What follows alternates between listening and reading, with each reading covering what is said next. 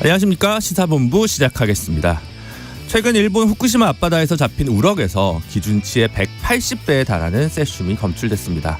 후쿠시마 오염수 방류에 대한 우려가 더욱 커지는 가운데 어제 해양수산부는 후쿠시마산 수산물 수입은 없다고 밝혔는데요. 우리 정치권 입장은 어떤지 주간 이슈에서 장윤선 기자와 들여다보겠고요.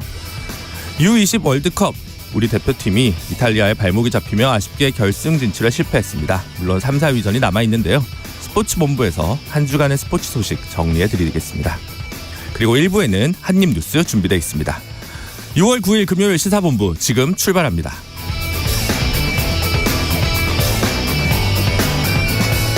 저는 최영일 평론가 대신 잠시 진행을 맡고 있는 김준호입니다.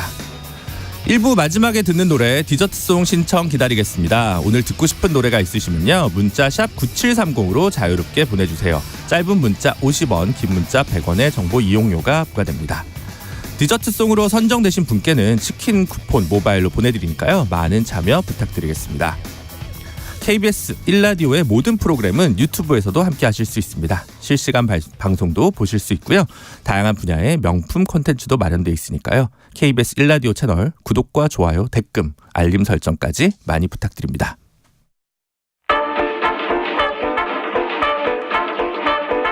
최영일의 시사본부 한입뉴스. 오늘의 핵심 뉴스 한입에 정리하는 한입뉴스 시작해보겠습니다. 박정호 오마이뉴스 기자, 미디어인권연구소 뭉클의 이봉우 연구원 두 분과 함께하겠습니다. 어서 오세요. 안녕하십니까. 네, 첫 번째 소식은 축구 소식부터 짚고 넘어가지 않을 수 없겠네요. 김은중호가 이탈리아에 1대2로 석패했습니다. 얘기하기 전에요. 먼저 김은중 감독의 경기 후 인터뷰 소식을 잠깐 듣고 오도록 하겠습니다. 일단 우리 선수들이 많이 그동안 힘들었었고 내색도 안 했지만 운동장에서 자기가 할 수 있는 모든 부분을 다 쏟아내줬고 또 당연히 결과는 아쉽지만 후회 없는 경기를 했다고 저는 믿습니다. 그동안 여기까지 같이 하면서 모든 걸 쏟아내준 선수들에게 너무 감사하다는 말 전하고 싶습니다. 네, 김은중 감독의 약간 울먹이는 목소리 듣고 왔는데요. 우리 선수들 좀 잘했다는 거죠? 그래도. 아유, 정말 잘했습니다. 네. 보면서 좀 손에 땀을 쥐고 이 경기 현장도 좀 보다가 진짜요? 출근 준비도 하고 진짜 손에 땀을 줬다고요? 네, 진실한 분인 줄 알았는데. 진짜 뭔가 물기가 좀 제 손에 촉촉히? 네, 알겠습니다. 믿겠습니다. 이탈리아의 결승골이 굉장히 늦은 시간에 터졌기 때문에 엄청나게 긴장이 됐죠. 후반 41분에. 너무 안타까웠고 사실 이 경기 처음부터 그야말로 이 전투를 벌인다는 느낌이 들 정도로 이탈리아의 압박 거셌고 우리 선수들도 맞서서 잘 싸웠는데 전반 14분에 이탈리아 선제골이 먼저 터졌잖아요. 그랬죠. 그 이후에 우리가 전반 23분에 바로 이승원의 페널티킥으로 승부를 원점을 돌렸고 그래서 후반에도 여러 차례 기회도 서로 주고받고 했는데 이 후반 18분 이승원 선수의 위력적인 오른발 중거리포 이게 골키퍼에 막힌 부분 너무 아쉬웠고 후반 39분 이 이영준 선수의 슈팅 이게 좀 하늘로 향한 게 좀 아쉬운 부분이었습니다. 그래서 저는 연장 간다고 봤거든요. 연장 가니까 출근하면서 좀 보고 들어야겠다라고 했는데 후반 41분 이탈리아가 프리킥골을 성공시키면서 우리가 아쉽게 1대1로 석패를 했습니다. 네. 이게 역대 최고 성적이 준우승이었잖아요. 지난 대회였죠? 맞습니다. 네. 폴란드 대회에 이어서 2회 연속 결승 진출 이거 좀 기대했고 아마 결승 가면은 우승도 이번엔 좀 할 수 있지 않을까라는 생각을 했었는데 너무 안타깝게 됐지만 그래도 정말 잘 싸웠고요. 3, 4위전도 남아 있으니까요. 12일 그러니까 월요일 새벽 2시 30분에 진행이 되거든요. 이때는 한번 또 생중계를 좀 봐야 되지 않을까. 월요일 날 새벽에 생중계가 참 힘들잖아요. 많은 분들한테. 이스라엘이랑 3, 4위전을 하는 것이죠. 네, 보고 싶습니다. 오랜만에 광화문 광장에서도 응원전이 열렸다고요? 그렇습니다. 오늘 경기 시작은 오전 6시 우리 시간으로 오전 6시부터 경기가 펼쳐졌고요. 사실 이번 대회가 아르헨티나에서 열리고 있습니다. 그래서 우리나라 경기를 보면은 새벽 3시 5시 이런 시간대에 해버리니까 사실 그동안 우리 국민들이 챙겨보거나 응원을 함께하기가 참 어려웠는데 이번에 이제 4강까지 특히 우리 대표팀이 이번에는 이전 대회에 이강인 선수나 이런 대형 스타가 없어서 크게 주목을 못 받았는데 굉장한 선전을 하면서 4강까지 오르지 않았습니까? 그러니까요. 그래서 이번에는 이제 대한축구협회와 전국경제연합회가 주최를 해서 오늘 오전 5시부터 광화문 광장에서 응원전을 펼쳤습니다.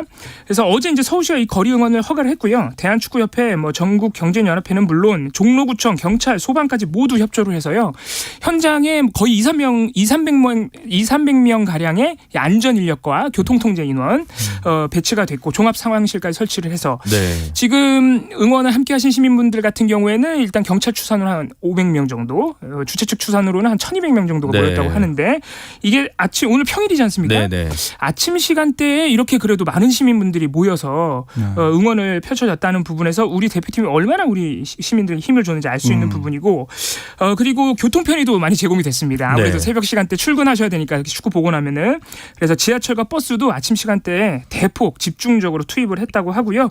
이 자리에는 정몽규 대한축구협회 그리고 김병준 전국경제연합회 회장 직무대행도 대표팀 유니폼을 입고 함께 응원을 했습니다. 네. 스포츠는 좋은 소식으로 국민들한테 희망을 주는데 정치 소식은 어떨지 넘어가 보도록 하겠습니다. 오염수 방류와 관련해서요. 여당 대표는 일본 대사, 야당 대표는 중국 대사와 회동을 했습니다. 아주 대조적인 건데요. 먼저 김기현 대표가 일본 대사를 만나서 오염수 방류와 관련된 협력을 논의했다고요? 네, 김기현 대표가 어제 이제 오후 국회에서 아이보시 고이치 대사 만났습니다. 네. 거기서 김 대표가 어떤 얘기를 했냐면 후쿠시마 오염수 방류 관련 불신을 없애는 일본 측에 좀 투명하고 적극적인 협력이 좀 필요하다. 후쿠시마 오염수 배출과 관련한 이 국제 원자력 기구 여기 IAEA와 같이 국제사회에서 공인된 기관의 객관적이고 과학적 검증이 중요하다라고 강조를 했습니다. 여기에 대해서 아이보시 대사는 한국에서 처리수 문제, 그러니까 우리는 오염수라 부르지만 일본에서는 처리수라고 부르고 네. 있죠. 이 처리수 문제에 대해 우려의 목소리가 있는 거 인식하고 있다. 그래서 한국 측 시찰단 방문에 도쿄전력 관계자 또 외무성을 비롯한 관계부처 관계자들이 최대한 협력을 했다. 앞으로도 한국 정부와 긴밀하게 의사소통하면서 더 투명성을 가지고 과학적 근거를 토대로 성실한 설명을 하고 싶다라고 얘기를 했는데 뭐 그동안 이제 일본이 강조해왔던 투명성을 그러니까 일본 입장에서는 우리 정부, 우리 시찰단에 충분한 설명했다라는 그런 입장을 계속 강조를 한 그런 모습이었습니다. 네. 반면에 이재명 대표는 주한 중국 대사와 회동을 가졌다고요? 그렇습니다. 어제 싱하이밍 중국 대사, 주한 중국 대사가 이재명 대표를 초청하는 방식으로 회동이 이루어졌습니다. 이 자리에서도 오염수 방류 역시 언급이 됐는데요. 이재명 대표가 최근 일본의 오염수 해양 투기 문제 때문에 주변국들의 우려가 커지고 있다. 함께 목소리를 내고 공동 대응책을 강구해봤으면 좋겠다고 언급을 했고요. 싱하이밍 대사는 이에 대해서 일본이 경제 등의 이익을 위해서 태평양을 자기 집 하수도로 삼고 있다. 지극히 무책임한 행위라며 굉장히 강도 높은 비판을 가했습니다. 강도가 꽤 세네요. 그렇습니다. 지금 싱하이밍 대사 오염수 방류 발언뿐만 아니고요. 네. 지금 우리 정부에 대한 전반적인 외교안보 정책에 대해서 또 강력한 경고를 했어요. 이 부분이 사실 더 논란이 되고 있는데 네. 한국의 대중무역 적자 그리고 한반도 비핵화를 위한 중국의 역할 이런 부분에 대해서 이재명 대표가 언급을 했더니 이 신 대사가 한국의 무역 적자와 한중 관계 악화의 원인은 탈중국화 추진 시도에 있다. 대만 해협 문제 한국이 우리와 수교할 때부터 사실 언급하지 않기로 약속을 했지 않느냐. 약속을 지켜달라. 아하. 그리고 이 발언이 특히 언론 보도 많이 나오고 있습니다. 네. 미국이 승리하고 중국이 패배할 것이라는 데에 베팅을 하고 있다. 이는 분명히 잘못된 판단이라고 우리 정부를 강하게 비판을 하고 또 경고를 보냈습니다. 이 베팅을 한다는 발언이 또 주목을 받는 게요. 네. 현지 시간으로는 어제죠. 바이든 대통령이 월스트리트 저널에 기고문을 올렸는데 그 기고문의 제목이 절대 미국 경제에 반하는 베팅을 하지 말라는 제목으로 바이든 대통령이 기고문을 썼습니다. 경제 외교 관계가 도박판으로 변질되고 있는. 그렇습니다. 그러니까 네. 양쪽에서 이거는 물론 바이든 대통령이 싱하이밍 대사의 발언을 뭐 보고 썼진 않겠죠. 그렇죠. 그런데 양쪽에서 동시에 상대편한테 베팅하지 마라고 하는 상황이다 보니까 그 사이에는 껴있는 이제 대표적인 경제적으로도 안보적으로도 항상 이 고민이 있을 수밖에 한국 입장에서는 더 어려운 상황이라는 게 잘 나타났고요. 한편 국민의힘은 이재명 대표가 이 오염수 관련 문제를 싱하이밍 대사와 논의한 부분에 대해서 굉장히 또 강력하게 비판을 했습니다. 중국이 55개 원전에서 대부분 우리 서해와 맞닿아 있고 동쪽 연안에 몰려 있는데 그렇죠. 여기서 삼중수소 배출량이 후쿠시마 배출량이 50배에 이른다. 민주당은 일본보다 중국에 먼저 대책을 요구해야 된다.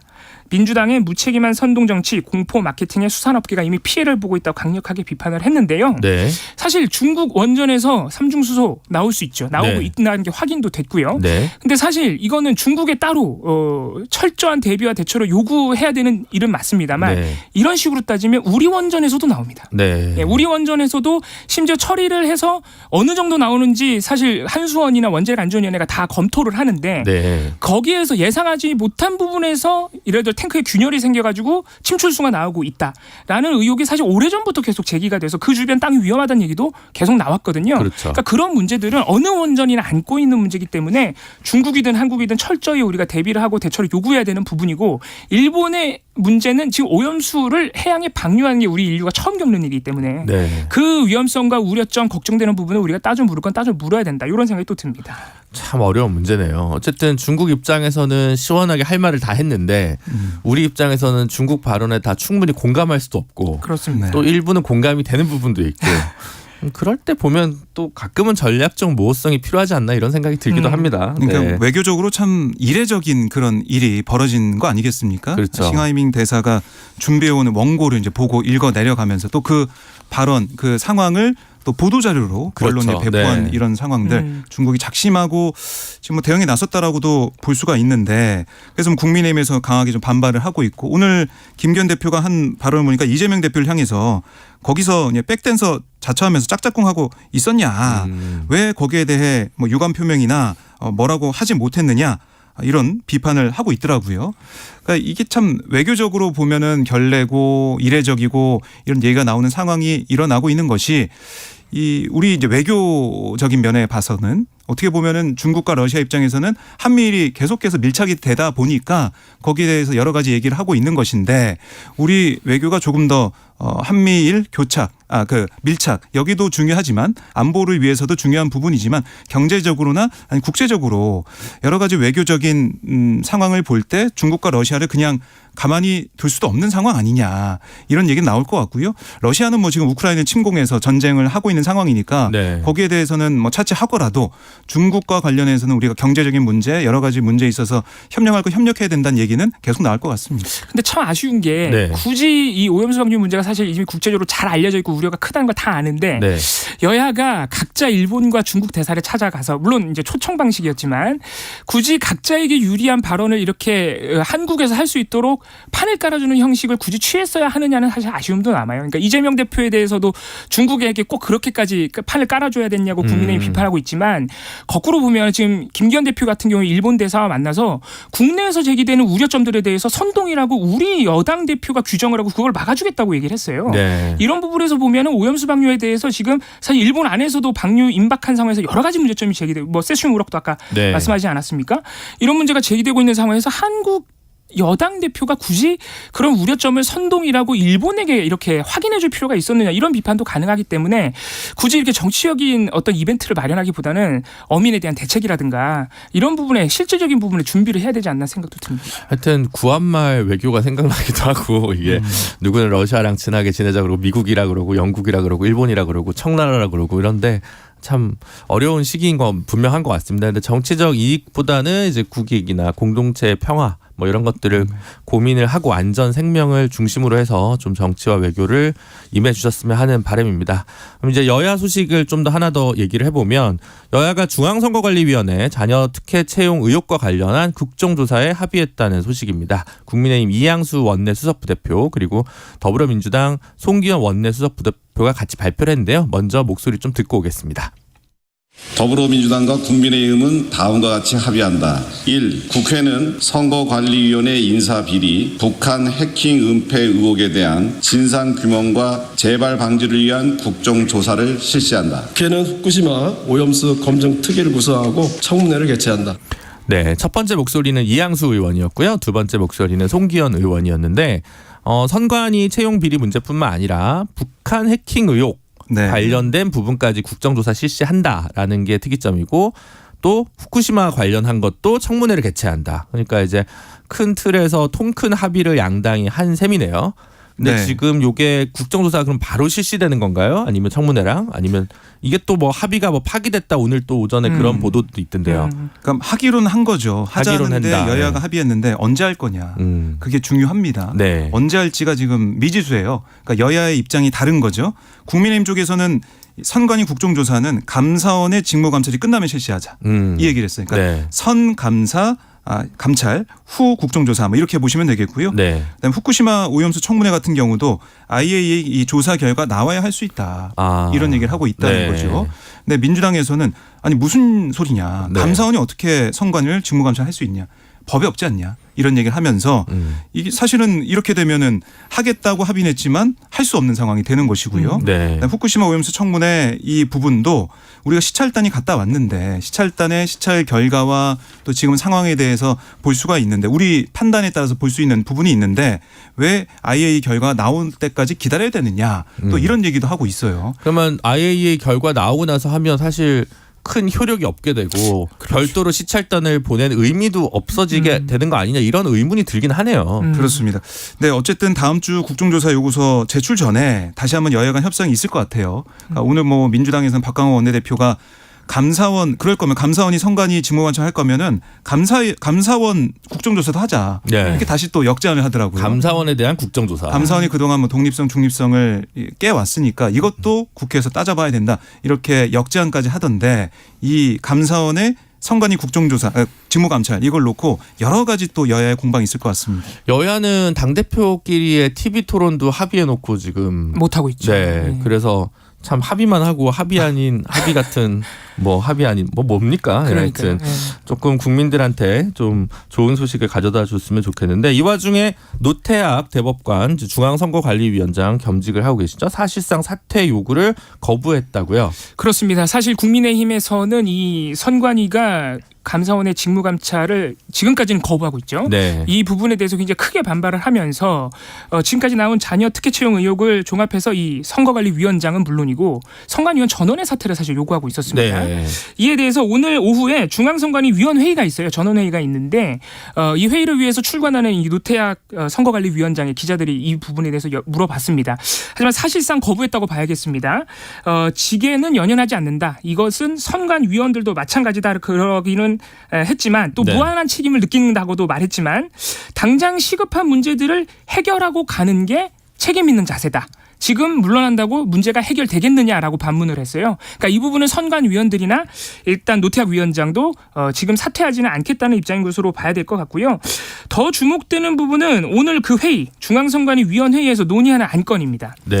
그 안건이 바로 이 중앙선관위 일부 위원들도 제안을 했다고 하는 이 감사원의 직무감찰을 일부분이라도 수용하자. 일부분이라도. 네, 그러니까 네. 일부분이라는 게 구체적으로 어디까지인지는 사실 지금 언론 보도로 잘 안 나오고 있어요. 네. 이게 한번 제안이 됐다는 얘기는 보도가 됐었는데 오늘 이 부분에 대해서 중앙선관위위원회에서 논의를 한다고 합니다. 그래서 오후에 이 논의 결과에 따라서는 일부 수용이 될 수도 있다는 지금 전망도 나오고 있어요. 네. 왜냐하면 여당의 압박도 굉장히 강했고 감사원 같은 경우는 이 감찰 거부건에 대해서 수사 의뢰를 하겠다는 입장까지 밝혔기 때문에 네. 선관위 입장에서는 크게 부담이 되는 상황이라 오늘 오후 이 논의 결과 한번 지켜봐야겠습니다. 네. 중요한 소식이긴 하네요. 네. 그리고 이제 권익위도 오늘 기자간담회를 했는데요. 7년간의 선관위 채용, 승진 이거 전수조사하겠다 이런 내용을 발표했고요. 퇴직자도 포함이 된다고 합니다. 네. 그리고 현장 조사도 나서겠다라고 이렇게 밝혔는데 경찰과 또 인사혁신처 인력까지 이 파견을 받아가지고 오는 12일부터 선관위 현장 조사 본격적으로 하겠다 이렇게 설명을 했습니다. 투명하게 절차대로 법대로 해서 국민적인 의혹이 모두 조속히 해소됐으면 하는 바람입니다. 네, 여기까지 하고요. 이 시각 교통정보 듣고 한입뉴스 이어가도록 하겠습니다. 교통정보센터 김하나 리포터. 네, 시각 교통정보입니다. 지금 곳곳으로 돌발 상황들이 많은데요. 먼저 경부고속도로 서울 방면으로는 안성분기점 부근에서 4, 5차로를 막고 작업을 하고 있어서 1km가량 정체되고 있고요. 이후로 양재에서 반포까지 속도 내려갑니다.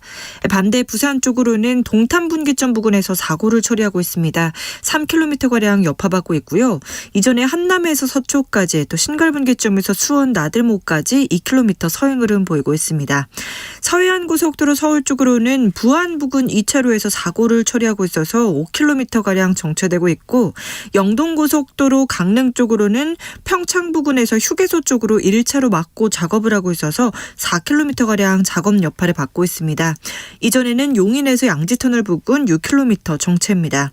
또 평택 시흥고속도로 시흥 방면으로는 조안 부근 2차로에서 사고를 처리하고 있어 주의하셔야겠습니다. KBS 교통정보센터에서 김한나였습니다.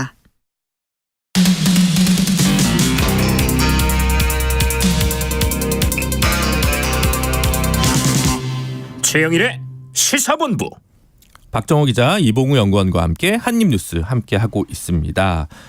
차기 방통위원장 내정설이 파다한 그러나 지명되진 않은 이동관 특보 아들 학폭 의원 논란이 많은 이제 있었는데요. 이제 본인이 직접 나서서 입장을 밝혔다고요. 네, 이제 어제 A4지 8장 분량의 입장문을 발표를 했습니다. 네. 그러니까 자신의 아들 학폭 논란에 대해 반박을 한 건데요. 첫 공식 대응이라고 보시면 되겠고요. 이렇게 썼습니다. 사실관계에 떠나 제 자식의 고교 재학 중 학폭 논란이 빚어진 데 대해서 대단히 송구스럽게 생각한다. 이렇게 얘기를 했고 그동안 공식 지명이 안 돼가지고 대응을 자제해 왔는데 지금 무차별적인 카더라 이런 식의 폭로 이게 계속되고 있고 또 이게 왜곡 과장돼 언론과 SNS 등을 통해서 확대 재생산되는 상황에 침묵할 수가 없었다. 이런 배경 설명을 했습니다. 그래서 결국에는 어떤 내용이냐면 네. 뭐 여러 가지 이 폭력 내용이 진술서를 통해서 알려지고 있지 않습니까? 그렇죠. 뭐 아들이 학생 A의 머리를 책상에 300번 부딪히게 했다거나 뭐 깎은 손톱을 침대에 뿌렸다 이런 의혹에 대해서 2011년 1학기 당시 상호 간의 물리적 다툼이 있었던 건 사실이다. 그러나 일방적 가해 상황은 아니었다. 이렇게 얘기를 했어요. 네. 그러니까 뭐 일방적으로 폭행을 한 게 아니라 쌍방의 어떤 다툼이 있었다. 이렇게 얘기를 한 거고요. 특히 당시 당사자 간의 사과와 화해가 이뤄졌다. 있었다. 또 이 이제 피해자로 지목된 A 씨가 당시 주변 친구들과 취재 기자에게 사실관계가 과장됐고 당시에도 학폭이라고 생각하지 않았다고 말했다. 이렇게도 또 설명을 했어요. 그리고 또 이제 두 사람이 A 씨랑 이 특보의 아들이 고교 졸업 후에도 서로 연락하고 지내는 친한 사이다. 그러니까 학폭 피해자였다면 있을 수 없는 상황 아니냐 이렇게 반박을 한 거고요.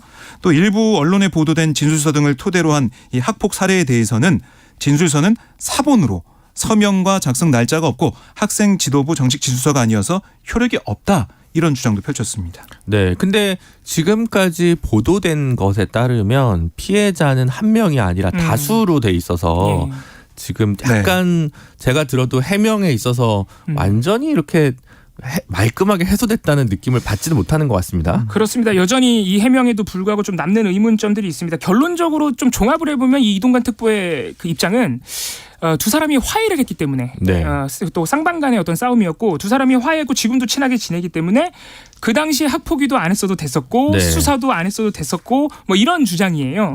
그런데 말씀하신 대로 일단 진술서가 지금 남아있고 그 진술서 상으로 보면 추정 피해자가 3명으로 보인다는 겁니다. 이에 대해서는 사실 2015년 국정감사에서도 많이 언급이 됐어요. 그렇기 때문에 만약에 화해를 했다고 해도 그 화해한 피해자는 일단 한 명인 겁니다. 그렇죠. 다른 피해 여부에 대해서는 아까 박조 기자님 말씀하신 대로 이동관 특보 입장이 나머지 피해자들에 대해서 진술서에 써 있는 내용 뭐냐? 그거는 진술서가 효력이 없다는 거예요. 그러니까 사실관계에 대한 확인보다는 그 진술서가 이제 서명도 없고 하니까 그건 약간 변호사적인 답변이네요. 그렇습니다. 효력이 없다는 입장이기 때문에 완전하게 해명이 됐다고 보기 좀 어렵고요. 그리고 상호간 싸움이다 또는 두 사람이 화해했다고 해도 피해자가 쓴 진술서는 분명히 있는 겁니다. 그러니까 학폭이 벌어졌다는 사실만큼은 분명히 남아 있는 것이고 이게 실제로 하나구에 접수가 돼서 원래는 학폭위를 열었어야 되죠. 학폭위를 열었어야 되는데 학폭위를 열지 않은 부분도 여전히 말끔하게 의문이 해소되지가 않은 상황이에요. 왜냐하면 학폭위 뭐 그때 당시에 보면 화해하고 담임 교사가 조치를 하면은 충분히 넘어갈 수 있었다라고 지금 이동관 특보는 얘기를 하지만 학폭위를 열어야 되는데 열지 않았다는 부분은 2015년 국정감사 당시에 이 한하구 이사장이 나와서 얘기를 했거든요. 열지 않았습니다라고 얘기를 한 부분이라서 이 부분에 대해서도 여전히 의문이 좀 남아 있고 또 한 가지 이렇게 완벽하게 설명이 안 된 부분이. 이 학폭이 벌어지고 처리 과정에 있어서 이동관 특보가 김승효 당시 한하구 이사장에게 전화를 했다는 의혹이 있어요. 보도가 된 사실이죠. 그래서 이것도 보도가 된 사실이고 그래서 일종의 영향력을 행사한 것 아니냐라는 이제 의문점이 있었는데 이에 대해서 이동관 특보가 어제 그게 아니라 상황이 어떻게 돌아가는지 물어봤고 알아봐준다 그래서 일단 그 이후로는 통화가 없었다 그랬는데 이게 2019년 MBC 보도를 보면 김승효 이사장이 이에 대해서 직접 얘기를 하거든요. 보면은 통화 녹취가 방송에 나왔죠. 녹취가 나왔습니다. 이동관 특보가 전화를 걸어서 학기 말까지만 있다가 전학 조치를 좀 해줬으면 좋겠다고 말했다. 그러니까 이것은 이동관 특보가 학폭위 열지 말고 그러니까 공식적인 처벌하지 말고 학교가 자체적으로 좀 전학 조치를 해달라는 영향 영향력 행사로 읽힐 수가 있는 부분이라 네. 그렇게 볼 수도 있는 부분이라서 여전히 좀 설명이 부족한 부분입니다. 약간 이제 미수에 그쳤는데 기수에 이르지 않았으니까 뭐 괜찮지 않냐 이런 좀 들리는 부분이 있고요. 아마 국민적 눈높이에선 이럴 겁니다. 이 결국은 전학을 갔다는 건 뭔가 일이 있었으니까 전학을 갔을 네. 텐데 아무 일이 없다는 듯이 얘기를 하는 것은 조금 국민적인 설득력이 부족하지 않나 이런 생각이 좀 드는데. 그러니까 뭐 크게 이제 두 가지인 것 같아요. 학폭위 부분 왜 안 열렸냐. 네. 그러니까 당시 2012년 그 당시에 관련 법을 보면은 학교 폭력이 발생한 사실을 신고받거나 보고받은 경우 반드시 학폭위를 열어서 논의하도 규정이 돼 있는 걸로 그 당시에는 그게 규정이 돼 있었던 상황인데 또 2012년 당시 이명박 정부가 학교 폭력 근절 종합 대책을 통해서도 학폭 발생 시 반드시 학폭위를 열어 처리하도록 하겠다는 방안 거듭 밝혔어요. 근데 왜 이게 안 됐나 이 부분 그리고 이제 학폭위가 열렸냐 안 열렸냐 이게 쟁점을 부상하는 이유는 학폭위를 열지 않으면서 이 학생기록부에는 관련 어떤 기록도 남기지 않는 상황이 된 거 아니겠습니까? 네. 그래서 이후에 이특보의 아들이 대의 뭐 수시 전형을 통해서 서울의 뭐 한 명문 사립대에 입학을 하고 그 이후에도 어떤 뭐 불이익이나 이런 게 없었다는 이런 부분들이 의혹으로 남아있기 때문에 여기에 대한 지적이 나오고 있는 것이고요. 또 하나는 김승유 이사장 전화 통화하는 부분도 상황 정확히 알기 위해서 문의했다고 하는데 글쎄요. 이 상황 알기 위해서 이사장한테 전화해서 상황 물어보는 아무나 할 수 있는 건 아니죠. 그렇죠. 그리고 네. 이사장이 그 상황까지 다 알고 있는 그러니까 학폭 논란이 있는 걸 이사장이 알고 있다고 생각해서 전화한 게 맞는지 이것도 좀 상식적으로 이해가 안 되는 부분입니다. 네, 이 논란이 이제 계속되고 있고 아직 사그라들지 않은 상황에서 대통령은 공식 지명을 안 하고 있습니다. 대신 다음 주에 차관급 인사가 좀 벌어진다는 소식이 있네요. 네. 이 한 뭐 10개 부처 정도 차관이 교체될 수가 있다 이런 얘기가 나오고 있어요. 10개나요? 네. 그러니까 전체 19개 정부 부처 중 가운데 절반 정도, 절반 이상 네. 차관이 교체 가능성이 있다는 거고요. 일부는 뭐 1, 2차관이 동시에 바뀔 수도 있다. 이런 얘기가 나오고 있습니다. 뭐 기재부, 외교부, 통일부, 국방부, 행안부 문화체육관광부, 환경부, 국토부, 해양수산부 뭐 이런 부서의 차관 교체 가능성이 나오고 있어서 결국 이게 어떤 것이냐. 대통령실 쪽이나 여권 쪽 얘기를 들어보면 이 대통령실의 얘기는 이게 잘 국정 철학이 반영돼서 추진이 안 되고 있다는 겁니다. 지금은. 그래서 차관 교체를 통해서 정말 이 국정 과제 추진을 열심히 잘 해보겠다. 이런 취지가 담겨 있다는 거예요.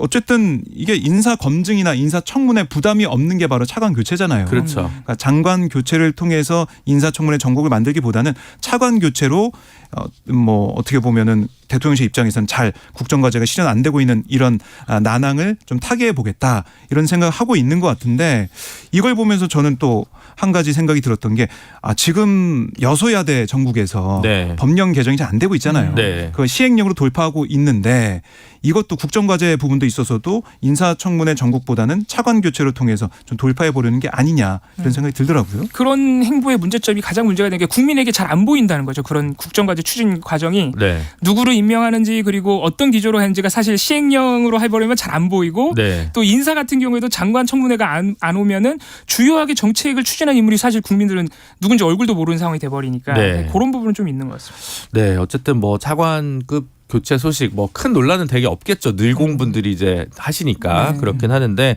지켜보도록 하겠습니다. 다음은 경제 소식으로 좀 넘어가 보겠습니다. 정부에서 이제 뭐 좀 안 좋아할 소식일 수도 있을 것 같은데 OECD에서 한국의 경제 성장률을 하향 조정했다라는 이제 뉴스고 정부 말에 따르면 이게 중국 뭐 때문이다. 뭐 이런 식의 분석인 것 같아요. 네, 뭐 그렇게 얘기할 수밖에 없는 게 사실 이제 중국과의 교역량이나 그러니까 무역 적자가 계속 이어지고 있는 상황이고, 네. 그리고 어떻게 보면은 이게 바로 회복될 가능성은 좀 없어 보이는 그런 상황이기 때문에 중국에 대한 우리의 관계 개선 어떻게 하느냐 여기에 대한 생각을 좀 많이 하고 있는 것 같고요. 네. 그러니까 OECD가 사실은 이번에 계속 내놓는 통계를 쭉 보면은 우리의 경제 성장률을 낮추고 있는 상황이거든요. 그러다 보니까 우리 정부 입장에서는 중국과의 관계 이걸 좀 개선하면서 특히 중국의 리오프닝에 대해서 우리가 대응하는 과정에서 좀 더 반등할 수 있을 것이다. 네. 이렇게 얘기하고 있는 해법인데 근데 앞에서 저희가 짚어드렸듯이 중국과의 외교적인 문제가 어떻게 보면 난항에 봉착해 있는 상황이잖아요. 외교적인 상황부터 좀 풀어가야 경제적으로도 훈풍이 좀 불지 않을까 이런 생각이 있습니다.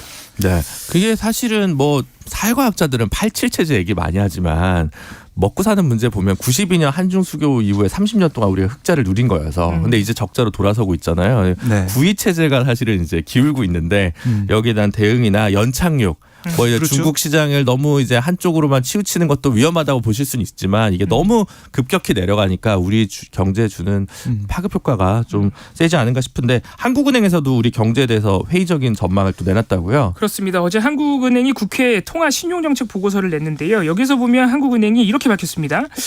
이번 금리 인상, 금리 결정 과정에서 마주한 여러 위험 요인들 가운데 상당 부분이 여전히 해소되지 못하고 있다라고 네. 밝혔는데 이건 무슨 말이냐면 올해 들어서 연속으로 3.5%로 금리를 사실 동결하고 있는데 그쵸. 그래서 이 부분에 대해서 이제 시장에서는 좀 기대도 있는 편이죠. 뭐 예를 들어서 대출 이자도 좀 줄어들고 네. 또 시장에 좀 돈이 풀려서 투자도 할 수 있고 이런 기대도 있는 상황인데 한국은행은 그 부분에 대해서 계속 선을 긋고 있는 겁니다. 네. 우리가 동결은 했지만 동결하면서 걱정했던 부분들이 여전히 풀리지 않고 있다고 다시 한번 강조를 한 것인데 네. 이런 부분들은 좀 꼽아줬습니다. 일단 대표적으로는 물가 상승 문제가 여전히 우려점이 있다.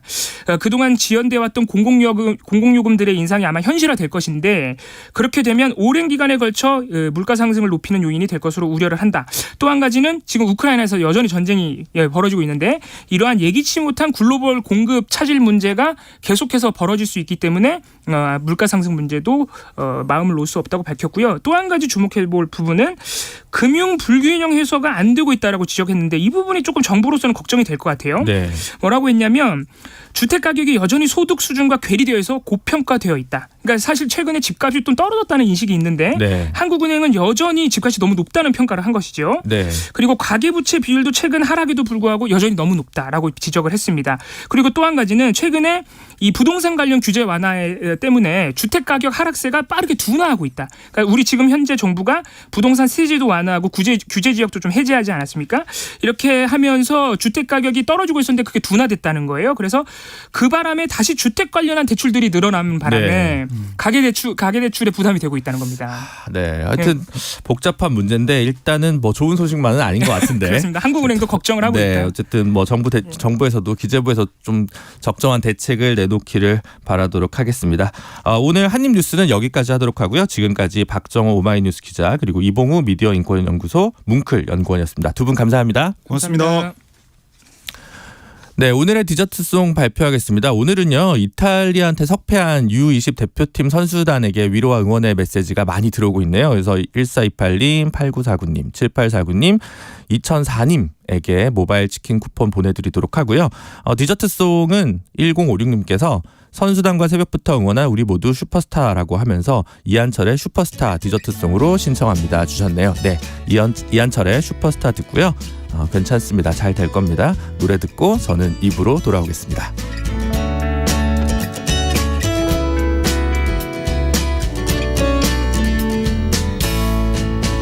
지난 날 아무 계획도 없이 여기서 울러왔던 너 좀 머리둥절한 표정이 예전 나와 같아 모습은 까무잡잡한 스포츠맨 오직 그것만 해왔던 두렵지만 설레임에 시작에 네가 있어 괜찮아 잘 될 거야 너에겐 눈부신 미래가 있어 괜찮아 잘 될 거야 우린 널 믿어 의심치 않아 너만의 살아가야 할 이유 그게 무엇이 됐든 후회 없이만 산다면 그것이 슈퍼스타 괜찮아 잘 될 거야 너에겐 눈부신 미래가 있어 괜찮아 잘 될 거야 우린 널 믿어 의심치 않아 널 힘들게 했던 일들과 그 순간에 끌렸던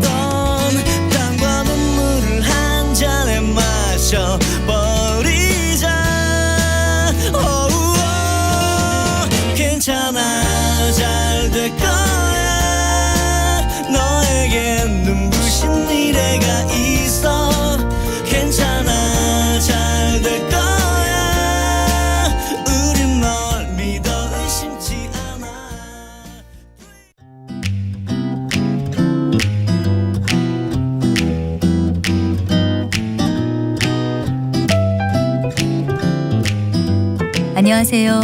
바른말 고운말입니다.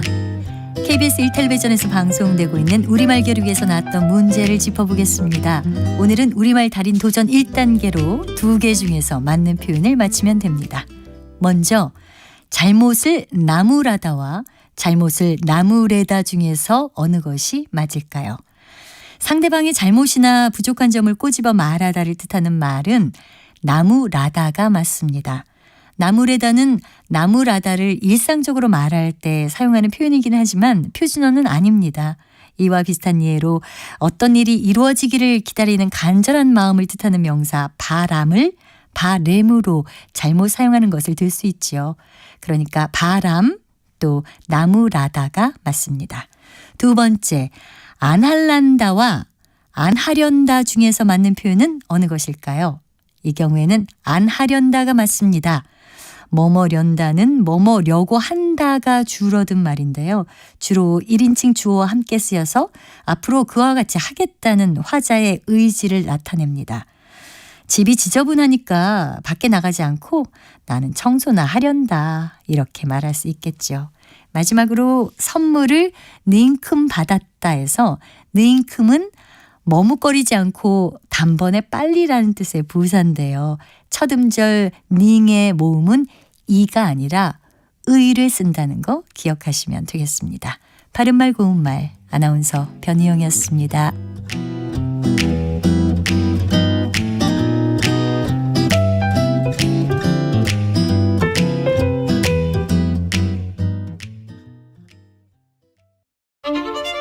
토론은 치열해도 판단은 냉정하게.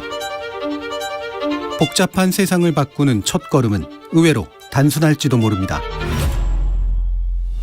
평일 저녁 7시 20분 당신을 바꾸는 질문.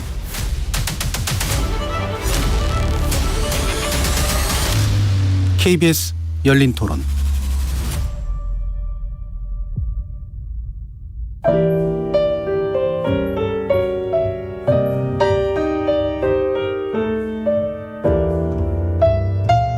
내일의 품격, 김성환의 시사야에서 챙겨가세요.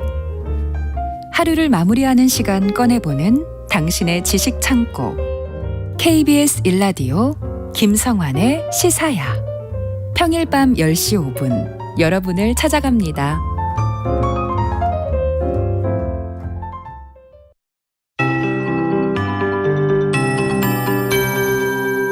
KBS 58분 날씨.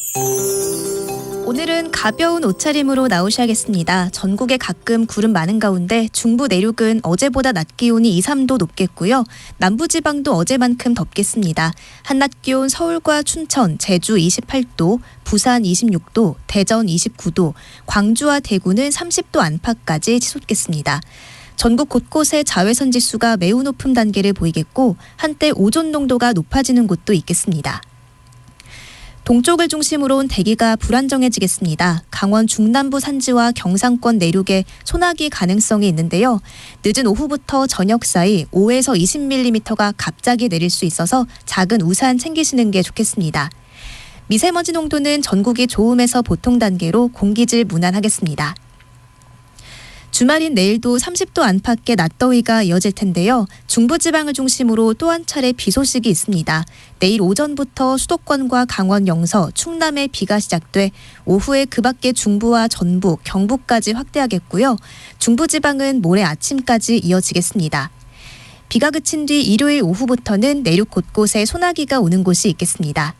한편 당분간 서해상과 남해상, 제주도 해상에는 바다 안개가 짙겠습니다. 지금 서울의 기온은 25.9도입니다. 박다유입니다.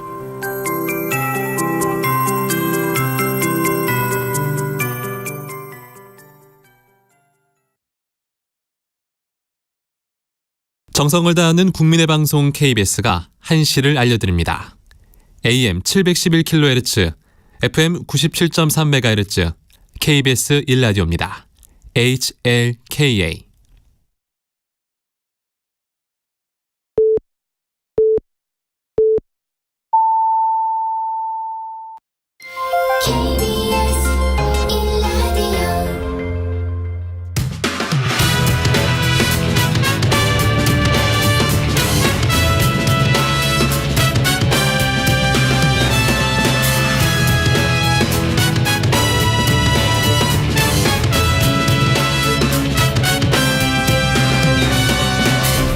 KBS 1라디오 최영일의 시사본부.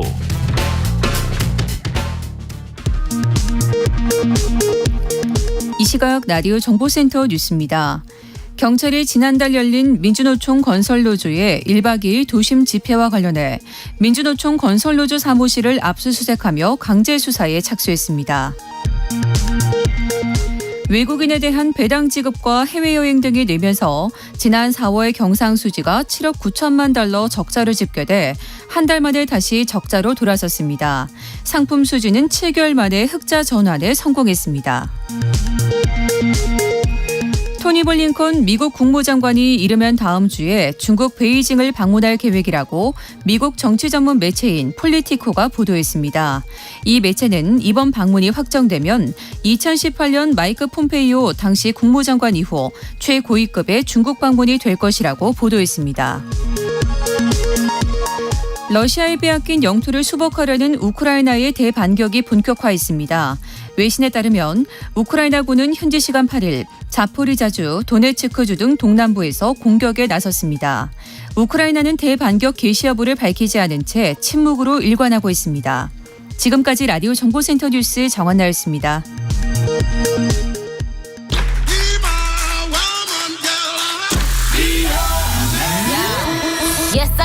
인터넷에서 화제가 된 뉴스를 다뤄보는 스트릿 뉴스파이터 스뉴파 시간입니다. 오늘은 조현정 시사평론가와 함께하겠습니다. 어서 오세요. 네, 안녕하세요. 네, 첫 번째 소식. 강원도 지역에서 출산이 임박한 임산부가 분만실을 찾아 2시간을 헤매다가 네. 서울로 헬기를 타고 출산을 했다는 소식이네요. 네, 지난 6일 오전 4시 28분께 속초한 리조트에서 임신부 양수가 터졌다는 신고가 접수됐습니다. 네. 굉장히 새벽 시간이잖아요. 네. 소방당국은 현장에 도착해서 이제 산모 상태를 살피고 분만 의료기관이 있는 강릉의 한 대형 병원에 수술 가능 여부를 문의했습니다. 네. 근데 당시에 태아가 이제 거꾸로 있었어요. 배 네, 안에서. 네. 그러다 보니까 이게 위험으로 갈 수 있어서 무작정 이제 출산하기에는 어려운 상황이었고 네. 그래서 이제 수술을 할 수 있는 분만실과 의사를 찾았어야 됐는데 네. 병원 측에서 말하기로 분만실이 없어서 수술과 입원이 불가능하다라는 거예요. 네. 그래서 이제 속초의 한 의료원에도 전화를 해봤더니 여긴 또 야간에 분만 수술이 어렵다라는 네. 답변이 돌아왔고 원주에까지 추가로 문의를 했지만 역시 받아주지 못했습니다. 네. 그래서 결국에 전화 걸고 이렇게 돌다가 산모가 평소 이용했던 서울 목동의 한 대형 병원으로 헬기 이송을 하게 됐습니다. 그러니까 원래 속초 사람이라기보다는 리조트라는 걸 보니까 네. 출산을 앞두고 임산부들이 한번 마지막 맞습니다. 여행처럼 가잖아요. 그죠? 뭐라고 하죠? 태교 여행 네, 같은 태교 건데 여행 같은 걸 이제 갔다가. 나오면 더 힘드니까 네, 그런 건데 네. 원래 예정일보다 한 열흘 정도, 일주일 정도 양수가 네. 빨리 터진 그런 상황이었어요. 근데 이런 경우에는 이제 관광객이라서 그런가라고 하기에는 강원도 자체 내에서 그 돈의 열악한 분만 환경 때문에 거기에 살고 있는 임신부들도 응급 상황에 헬기를 통해서 긴급히 옮겨지는 이런 경우가 늘어나고 있다는 겁니다. 분만 취약지대라고 보통 얘기하죠. 네. 네. 강원도 소방본부에 따르면 2020년부터 2023년 5월까지 헬기를 통해서 구급 환자를 옮긴 건수가 714건인데요. 네. 올해에만 이렇게 출산이 임박한 임신부 2명을 헬기로 이송을 했고 네. 특히 정선, 고성, 양양 이 지역에는 산부인과가 전혀 없는 것으로 파악이 됐습니다. 네. 전국적으로 사실은 뭐 군 단위 중에서 일부는 네. 산부인과가 없는 지역은 꽤 많은데 도 내에도 안심하고 야간에 분만할 수 있는 병원이 많지 않다는 네. 것은 조금 걱정이 많이 되겠네요. 네, 그렇죠. 이게 또 강원도만의 문제는 아니고 도서 지역 이런 그렇죠. 분들 항상 있었던 문제인데 이게 헬기 이송이 늘고 있다는 거는 여전히 이걸 모든 걸 커버하지 못하고 있다는 뜻이겠죠. 네, 뭐 몇몇 병원에서 공공병원 통해서 분만 뭐 시설 만들고 하는 정책도 있습니다만 네. 근본적으로 다 해결되기는 어렵고 참 큰 문제인 것 같습니다. 특히 지역 사회에서 뭐 산부인과뿐만 아니라 의료 체계 자체가 어디까지 미칠지 참 걱정이 많이 되네요. 네, 다음 소식은 반지하 주택과 관련된 내용이네요. 올여름에 이제 폭우 예보도 지금 많은 상황인데 네. 그럼에도 불구하고 반지하 뭐 더 이상 짓지 못하게 하겠다. 서울시에서는 예전부터 그랬지만 여전히 꽉 차 있는 현실이라고요. 네, 지난 여름에 그 폭우 피해로 충격을 받은 직후에 그 얼마 동안에는 반지하 집을 보러 오는 분들이 다 사라졌었다고 해요. 네. 그렇지만 석 달가량 지나자 문의가 다시 많아졌다고 하는데 집수리 다 마치고 결국에는 이제 다른 데 마땅히 갈 곳이 없었던 거죠. 네. 원주민들이 복귀를 하기도 하고 또 다른 곳에 살다가도 월세가 싼 집을 수소문하다가 결국에 여기까지 찾아온 청년들 또 외국인 노동자들도 적지 않다고 합니다. 근데 말씀하신 대로 좀 뭐 서울시도 특단의 대책을 내놓는다고 작년에 그랬었고 지자체도 마냥 손을 놓고만 있던 건 아니었습니다. 네. 장마를 대비해서 방범창도 열리지 않았었잖아요. 네, 그래서 네, 네. 개폐형으로 바꾸거나 뭐 역류 방지 시설도 설치를 하고 빗물바지도 정비를 하고 있는 그런 상황입니다. 하지만 과연 이걸로 다 예방을 할 수 있을지 이 불안감은 어쩔 수 없는 그런 상황인데요. 네.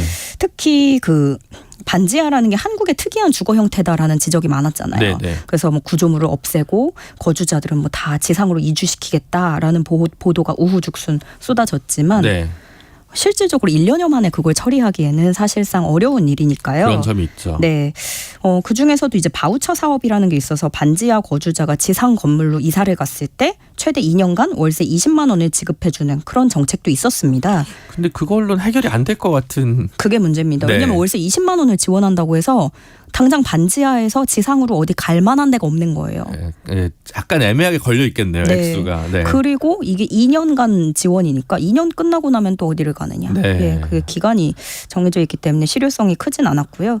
그리고 또 서울시가 그 서울주택도시공사 SH 통해서 반지하 건물에 일괄 매입하는 사업도 있었는데 네. 이것도 지지부진한 상태라서 원래 올해 목표치가 3,450호였다고 해요. 네. 근데 지난달 말 기준으로 매입 완료는 2.8%에 불과합니다. 2.8%. 네.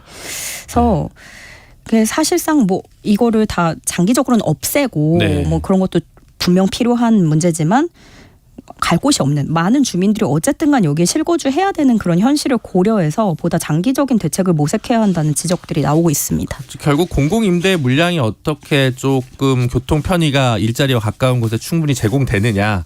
그게 이제 핵심적인 문제일 거고 사유재산이니까 뭐 살려고 해도 다 살 수는 없을 거 아니에요. 네. 그러니까 반지하가 앞으로 서울시 같은 경우는 더 이상 만들어지진 않겠지만 있는 것들 어떻게 할지 머리를 좀 모아야 될 때가 아닌가 싶습니다. 다음은 교도소 과밀 수용 관련한 손해배상 소송 얘기네요. 네, 이 소식은 청취자분들이 어떻게 받아들이실지 모르겠어요. 그 강도살인죄 등으로 사형을 선고받은 40대 조모 씨가 있습니다. 네. 2006년부터 전주, 광주, 대구 교도소에 수용이 돼 있었는데 조 씨는 1인당 2.58제곱미터 미만의 수용 면적으로 인해서 본인이 인간으로서 누려야 할 최소한의 생활을 영위할 수 없었고 극심한 스트레스를 받아서 우울증, 수면 장애 등의 피해를 봤다면서 국가의 위자료 4,900여만 원과 지연 손해금을 지급하라고 요구했습니다. 네. 그러면서 또 교정시설 내 유휴 공간을 리모델링해서 개선을 할 수 있는데도 교도소 측이 노력하지 않고 있다라고도 주장을 했습니다. 근데 재판부가 이걸 기각을 한 거죠. 네. 원고가 제출한 증거만으로는 인간으로서의 존엄과 가치를 침해했다고 인정하기 부족하다라고 사유를 재판부는 설명을 했습니다. 네. 근데 이 조 씨는 사실 여성 3명을 잔인하게 살해하고 유기한 그런 사형수입니다. 아, 네. 네, 그래서 이 소식을 들은 누리꾼들은 집행을 안 하고 살려두니까 배부른 소리 한다. 이 기사를 읽는 내가 우울증이 걸리겠다.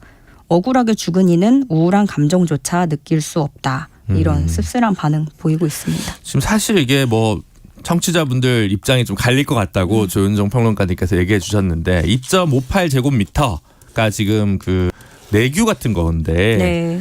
이게 사실 작년에 대법원에서 이 위자료를 인정하는 그 판결이 있긴 있었어요. 근데 네. 그거는 2제곱미터 미만인 경우에는 문제가 된다. 그러니까 지금 아마 여기는 2.58제곱미터라고 했으니까 2제곱미터 이하인 걸 입증을 못했지 않았을까 싶고요. 그래서 너무 가둬놓고 하면 안 된다는 게 이제 헌재랑 대법원에서 낸 판례라서 그럼 저도 지금 악성 댓글이 달리려나요? 어쨌든 최소한의 과도한 과밀 수용 관해서는 또 법원의 선례가 있어서 그런 차원에서 좀 이해를 하시는 것도 의미가 있겠다 싶네요. 네. 다음 얘기는 대만 미투 얘기인가요? 네. 대만판 미투가 정치권을 넘어서 사회 전반으로 확산하는 모양새입니다. 네. 이게 시작이 드라마로부터 불이 지펴졌는데요. 네. 대만의 넷플릭스 정치 드라마 인선지인 웨이브 메이커스라는 드라마입니다. 이 내용이 그 선거를 뛰는 그런 내용이에요. 네. 한 후보자 캠프 직원들이 막 고군분투하면서 열심히 일하는데 네. 그중에 한 직원이 동료에게 내가 성추행을 당했다라고 밝혀요. 네. 그리고 여기서 이를 접한 당 대변인이 당에 미칠 타격을 감수하더라도 이대로 놔두선 안 된다. 놔둬선 안 된다. 이대로 놔두지 말자. 네. 그렇게 얘기를 합니다. 어떻게 보면 좀 드라마적인 판타지가 또 들어가 있다고도 할 수 있겠는데요. 네. 그렇게 이 대사 이대로 놔두지 말자라는 대사가 대만에서 미투 운동의 구호가 되기 시작했습니다. 지난달에는 민진당의 전 당원 A씨가 자신이 당한 일을 폭로했는데요. 성희롱 당한 사실을 민진당 여성부 주임에게 신고를 했지만 본인이 되려 부당한 대우와 2차 피해를 입었다는 설명이고 게다가 이 주임 상사는 여성 인권 운동가 출신이었습니다. 거기서부터 이제 뭐 배신감이 들었던 거죠. 네. 그리고 이후에 고발이 이어지고 있는데 또 민진당 청년부에서 근무하던 또 다른 당원도 동료에게 본인이 성추행 당한 사실을 주임에게 보고를 했지만 오히려 업무에서 배제당하고 부당한 대우 따돌림을 당해서 본인이 결국에는 그만뒀다라는 폭로가 나왔습니다. 이 정도 폭로가 나오면은 당이 큰 타격을 입을 수밖에 없죠. 네. 그래서 가해자로 지목된 총통의 수석 보좌관이 있는데 이 사람도 사퇴를 했고 네. 관련자들의 줄 사퇴가 이어지고 있고요. 차이잉원 총통도 일주일 사이에 2차례나 직접 사과하고 나섰습니다. 네. 또 차기 총통 후보도 공식 조사를 제안했고 그래도 총통이 직접 2차례나 사과했다는 것은 네. 대한민국에서는 상당히 국민들이 보고 싶어하는 모습 같네요. 그렇죠. 네. 네. 그 드라마 속 내용도 그렇고 이 모습도 그렇고 네. 보고 싶은 내용인데 또 한편으로는 대만 국민들도 이제 선거 앞두고 그러는 거냐. 네, 그런 경우들이 또 있죠. 네, 그런 여론도 있고요. 어쨌든 이렇게 정치권을 넘어서 사회 전반으로 확산하고 있는 대만의 미투 물결인데 또 천안문 민주화 운동 주역이었던 왕단에게도 성추행을 당했다라는 증언도 나오고 있고. 근데 이거는 되게 옛날 분이고 옛날 일이겠네요? 네, 그래서 그런데 이게 또 최근에도 그랬다는 얘기가 있어가지고. 그렇습니까? 네, 이게 몇 달 전 소식이고요. 네. 그러니까 이게 계속 일파만파 번지고 있는데 워싱턴 포스트도 이를 다루면서 대만의 정치 드라마가 미투 쓰나미를 낳고 있다라고 소개를 했고요. 타이베이 타임스는 이 고발은 단순한 정치적 문제로 축소될 것이 아니라 사회 모든 구성원과 관련된 인권 문제로 다뤄져야 된다. 이것은 대만이 성불평등과 직장 내 성폭력을 해결할 수 있도록 신이 내린 기회일 수도 있다라고 보도를 했습니다. 네, 대만 정가가 이걸로 굉장히 시끄러운 모양이군요. 네. 한번 근데 우리도 여러 가지 기시감이 드는 일들이 있으니까 한번 음미해 볼 대목이 많은 것 같습니다. 오늘 말씀은 여기까지 듣도록 하겠습니다. 지금까지 시사평론가 조현정 님이었습니다. 감사합니다. 네, 고맙습니다.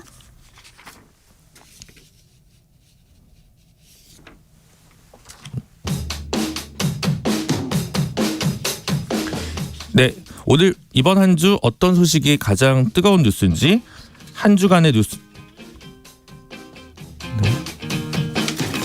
죄송합니다. 잠시 노래 듣고 오겠습니다. 블러의 송투입니다.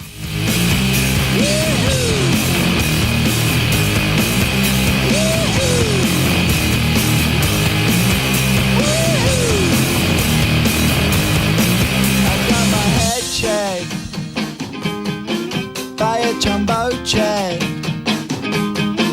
It wasn't easy, but nothing is. No. When I feel heavy metal, and I feel that I need when I lie and I'm easy all of the time, but I'm never sure why I need you. Please I need you.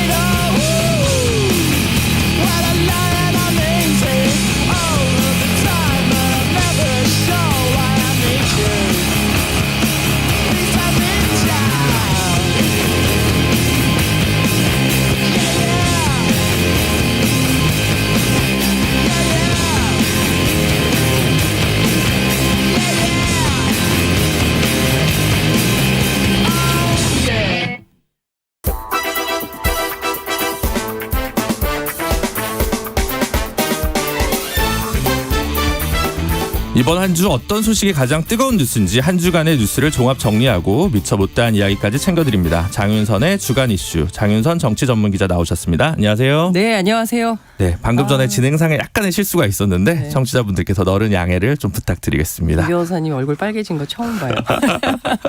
네, 제가 다 이해해 주시리라 믿습니다. 네, 임시의 어떤 한계가 아닌가 싶습니다. 아니요, 제가 늦게 와가지고 죄송합니다. 아닙니다. 네.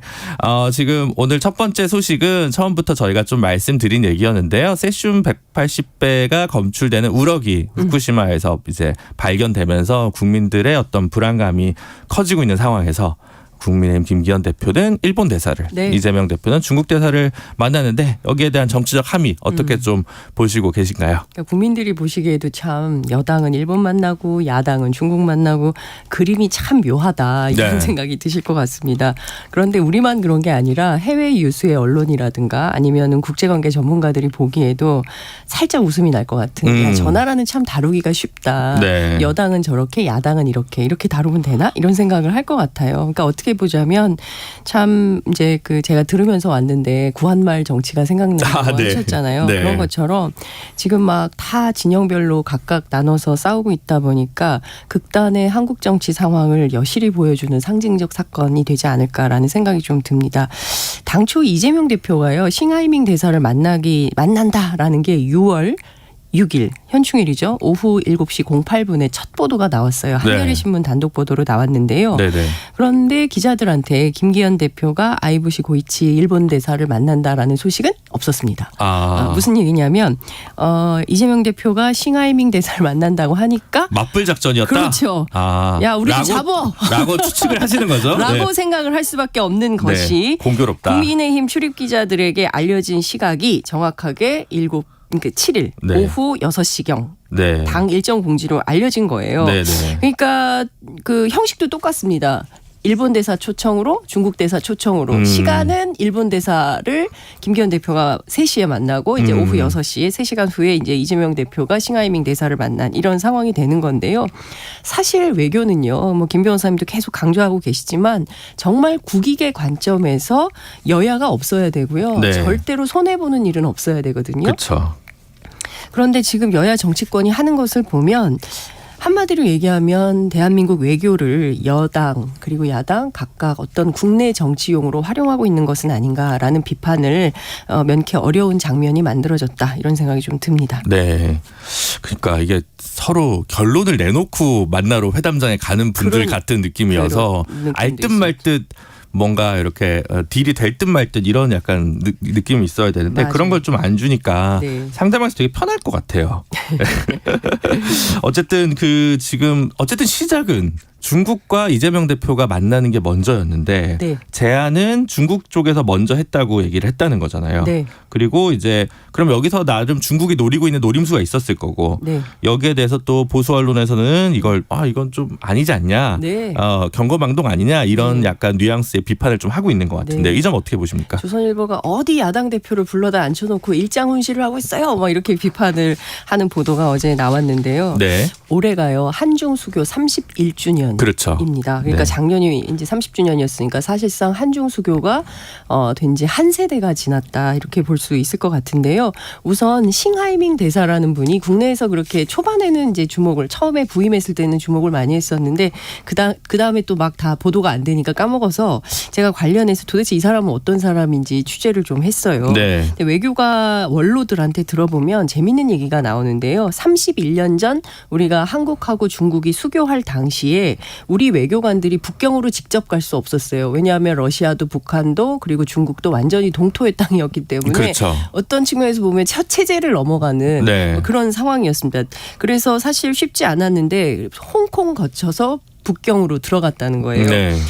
그래서 신분을 위장해야 돼가지고 번거지 같은 거를 쓰고 들어갔대요. 그래서 북경 셔우드 공항에 딱 내리니까 키 큰 남자 3명이 딱 기다리고 있었다는 겁니다. 네, 그 셋 중에 하나가 싱하이밍 대사였대요. 그러니까 그때 실무진. 그때 그 한중 수교를 맡아서 처리했던 핵심 외교 당국자 중에 하나가 바로 싱하이밍이었다. 이제 이런 얘기가 나오는 건데요. 네. 그래서 바로 이제 다오이타이로 가가지고 조어대로 가서 문 걸어 잠그고 한중 수교 어떻게 할 건지 최종 협상을 주장을 했는데 당시에 중국은 북한이 문제였어요. 어떻게 설득해야 되는지. 그렇죠. 우리가 한국이랑 하면 북한 좀 문제 생길 수 있잖아요. 그리고 우리는 대만이 문제였어요. 그렇죠. 그동안 대만하고 수교했는데 이거 끊고 중국이랑 가면 대만하고 껄끄러워지잖아요. 그때부터 이 문제가 계속되고 있는 건데 당시 이제 협상에 직접 참여했던 외교부 관계자에 따르면 싱하이밍 대사가 대표적인 중국 내 지한파. 그러겠죠. 한국을 너무 사랑하는. 그래서 한국말을 배워가지고 와서 어떻게든 한국말로 소통하려고 하는 그런 대사라고 네. 이제 보는 거죠. 그러니까 그럼 왜 왔냐 이 사람이 30년 만에. 네.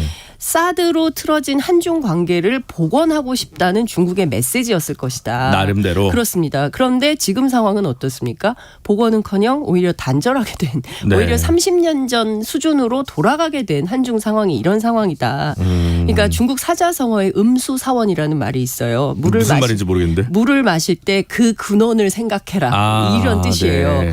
그러니까 한중 관계의 출발이 어떤 의미가 있는지를 우리가 좀 생각해 볼 필요가 있는데요. 한국에게는 당시에 중국이 절실했어요. 왜냐하면 노태우 정권이었거든요. 그렇죠. 노태우 북방 정권 외교. 그렇죠. 그 이제 87년 6월 항쟁 이후에 이제 노태우 정권이 들어오면서 북방 외교의 중요성을 막 얘기하는데 사실 여기에는 경제적인 문제가 훨씬 더 컸어요. 네. 중국이라는 커다란 시장을 우리가 들어가면 경제적으로 돌파구가 생길 수 있겠다 이런 판단을 했던 겁니다. 중국도 우리가 필요했어요. 왜냐하면 개혁 개방한다고 해놨는데 89년에 천안문 사태가 터져요. 그러면서 세계가 중국의 개혁 개방에 대해서 의심하기 시작합니다. 제대로 할까? 저래놓고 또 딴짓하는 거 아니야? 이런 의심이 들어요. 그래서 중국 입장에서도 한국 같은 나라하고 수교하는 게 굉장히 중요했던 겁니다. 당시에 이제 첸지첸이라는 외교부장이 있었는데요. 이 사람이 북한을 방문해서 김일성 주석을 직접 만나서 이런 얘기를 했다는 거예요. 이제 우리는 남한과 협력한다. 너희를 버린다. 이제 이런 얘기를 한 거죠. 버린다까지는 아니고. 뭐 여하튼. 네. 어쨌든 한국하고 손잡는다는 게 북한에 준 메시지가 큰 거잖아요. 컸겠죠. 예, 그때 당시에 이제 김일성이 이런 얘기를 했다는 거예요. 중국은 중국의 길을 가라. 북조선은 북조선의 길을 가겠다. 이게 무슨 얘기냐면 91년에 남북이 UN 동시가입을 하지 않습니까? 그렇죠. 그래서 우리는 이제 중국과 러시아하고 수교를 맺었어요. 네. 그래서 북한도 기대를 한 거예요. 우리도 미국하고 일본이랑 수교를 맺을 수 있겠다. 근데 북한은 미국하고 일본하고 수교를 못 맺은 거죠. 그쵸. 그러면서 그때부터 뭘 했냐? 핵무기 개발을 시작합니다. 네. 그게 30년이에요. 네. 그러니까 이 외교의 백그라운드 스토리를 알면 우리가 한중 수교 30년, 싱하이밍 대사가 어떤 사람이고 그리고 지금 이 국면에서 우리가 앞으로 대한민국의 외교 향후 30년을 어떻게 만들어 갈 것인지를 좀 진지한 고민을 해야 되는데 국내 정치형으로 이쪽에 만나니까 우리는 일본 잡아 이런 방식으로 하는 것이 옳은가 정치권에 저는 오히려 묻고 싶은 이런 상황인 것입니다. 원래 외교부가 이제 워싱턴에 갔다 온 사람들이 주류가 되고, 그렇죠. 북미국이 북미국이 주류입니다. 주류고 이제 중국 관련 전문가들은 이제 우리 외교관은 얼마나 좀 사람을 키웠나 이런 것도 좀 궁금하기도 하고, 네. 어쨌든 뭐 생각해볼 지점이 많은데 청취자분들께서 아니 정치 전문 기자 장윤선 기자는 어떻게 중국을 이렇게 잘 아냐? 북경에 거주해서 몇 년을 하셨습니다. 아니 그냥 살다 왔을 뿐이에요. 저는 전문가 절대 아닙니다. 네, 네. 어쨌든 뭐 TMI를 짧게 얘기를 드렸고요. 취재한 거예요. 취재. 그렇습니까? 네. 그 지금 어쨌든 그 이재명 대표랑 이제 싱 대사가 이제 얘기를 했고 김기현 대표랑 이제 일본 대사랑 막 얘기를 했는데 지금 뭐 이런 불안 속에서 사실은 그 다른 나라들도 사실 우리만 이런 게 아니잖아요. 그러니까 중국만 이런 것도 아니고. 그렇습니다. 태평양 도서국가 같은 경우도 사실 저희가 몇 번 소개해드린 적은 있는데 이런 쪽들도 되게 반대를 할 것 같고 일본 사람들도 되게 반대를 할 것 같은데. 예. 그래서 이제 지금 우리만 되게 유보적인 것 같다라는 생각이 들 때가 있긴 그렇습니다. 하거든요. 그러니까 몇 갈래를 우리가 생각해 볼 필요가 있어요. 이거를 자꾸 체르노빌 사고하고 비교하거든요. 네. 근데 그때는 해양 방류라는 게 없었고 그렇죠. 만약에 이번에 일본이 결정을 해서 7월에 후쿠시마 오염수를 방류를 한다면 인류 역사상 최초로 벌어지는 그런 사건이 되는 겁니다. 네. 세계사에 굉장히 기록적인 일이 될 것 같은데 근데 이미 잘 아시는 것처럼 이 세슘 물고기가 이 방사능 물고기가 그냥 한 동네에만 그 일본 정부 그 도쿄 전력의 주장처럼 그물로 걸러내서 세슘 물고기를 잡아놓고 있으면 좋은데 이 바닷물의 오염과 그 다음에 이 해류를 따라서 어디까지 갈지 만 킬로 수만 킬로까지 가서 생기는 이런 문제들을 우리가 살펴볼 필요가 있는 이런 그렇죠. 상황인데요. 앞서 말씀 주신 대로 태평양 섬나라들이 굉장히 적극적으로 반대하고 있어요. 최근에 사이다 피지 장관이 아니 그렇게 안전하면 일본에 두지 왜 이걸 자꾸 방류를 한다고 그러십니까? 이게요. 실제로 태평양 섬나라 18개 나라의 핵물리학, 해양학, 생물학 이 전문가들이 쫙 모여서 이제 독립적인 자문단을 구성해서 무려 1년 동안 검증을 한 거예요. 따로 했죠. 그렇습니다. 후쿠시마 오염수가 어떻게 될까? 네. 그랬더니 이 안전성이 불확실하다는 거예요. 그래서 이거 방류 지금 하면 안 된다라는 주장을 하고 있는 겁니다. 네. 앞서 말씀 주신 대로 180배나 되는 그런 세슘이 검출이 됐고 그리고 그뿐만 아니라 쥐놀래미라는 생선에서도 1200베크럴의 세슘이 검출이 됐고 뭐 이런 상황인 거 아닙니까?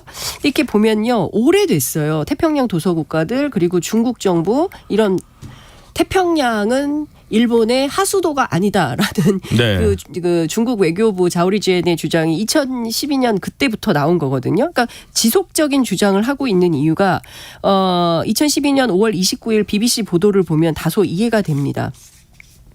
이때요 캘리포니아 해역에서 잡힌 참치가 후쿠시마 핵사고로 방사능에 오염됐다는 연구 결과가 발표가 되거든요. 네. 그러니까 얘가 일본 근해에만 있는 게 아니라 캘리포니아까지 갔는데 거기에서 있는 참치가 원래 기존에 있던 그 표본 참치보다 10배나 많은 이 방사능이 검출이 된 거죠. 그러니까 해양과학자 니콜라스 피셔 교수가 무슨 얘기를 하냐면 바다에서 이동하는 생명체에서 방사능 오염 사고는 매우 먼 거리의 생태계에도 영향을 미칠 수 있다. 이렇기 때문에 우리 가까운 한국, 중국은 물론이고 이렇게 멀리 있는 태평양 나라들도 이 해양에 방류하는 것에 반대하는 이런 상황이 되는 겁니다. 그러니까 무엇보다도 이번 연구 결과 굉장히 이제 당시에 연구 결과가 중요했던 이유는 방사능에 오염된 어류가 10,000km나 떨어진 곳까지 이동을 했을 때 네. 뭐 대사작용을 하면서 방사능이 체외로 배출될 수 있다. 이런 예상을 하고 있고 실제로 그렇기 때문에 뭐 1리터, 10리터 마실 수 있다. 물 마실 수 있다. 이런 주장을 하는 학자들이 있는 거 아닙니까?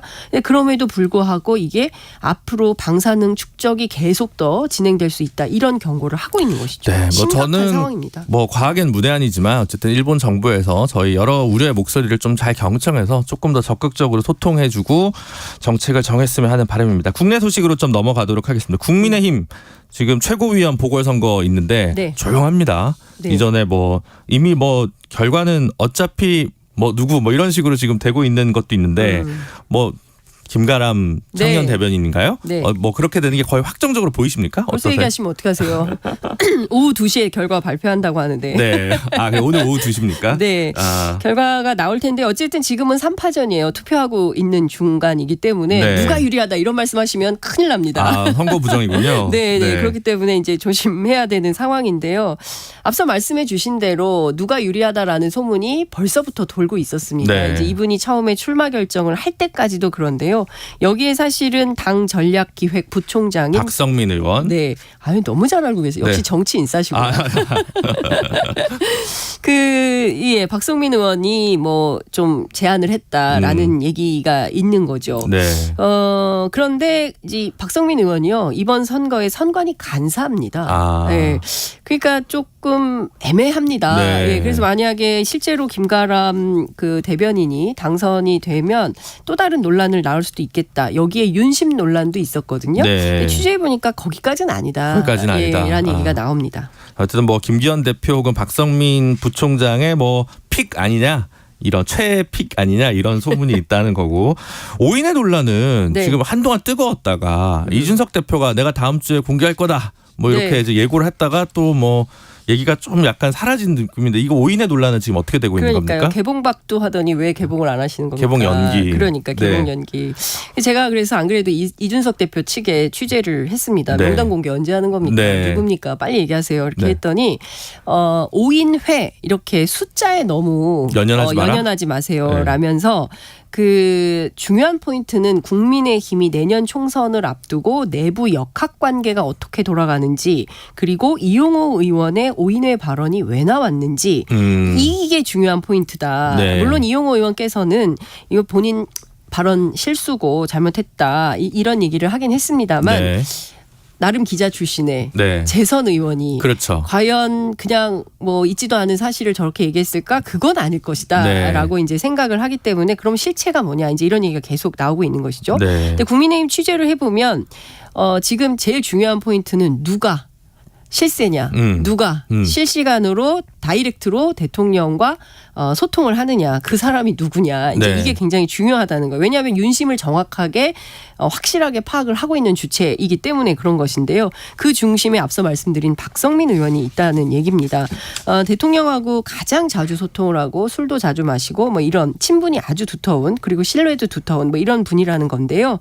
그래서 이분을 정치권에선 신흥윤회관 이렇게 부르고 있습니다. 네. 장제원 의원이 원주윤회관이면 네. 박성민 의원은 신흥윤회관 이렇다는 것이죠. 네. 최근에 박성민 의원 관련된 기사가 많이 쏟아진 것도 그쵸. 같은 맥락으로 이해하면 된다. 이제 이런 얘기를 하고 있는데요. 그게 약간 견제용이란 얘기도 있고. 그렇죠. 네. 제가 드리려고 하는 말씀 바로 그 포인트입니다.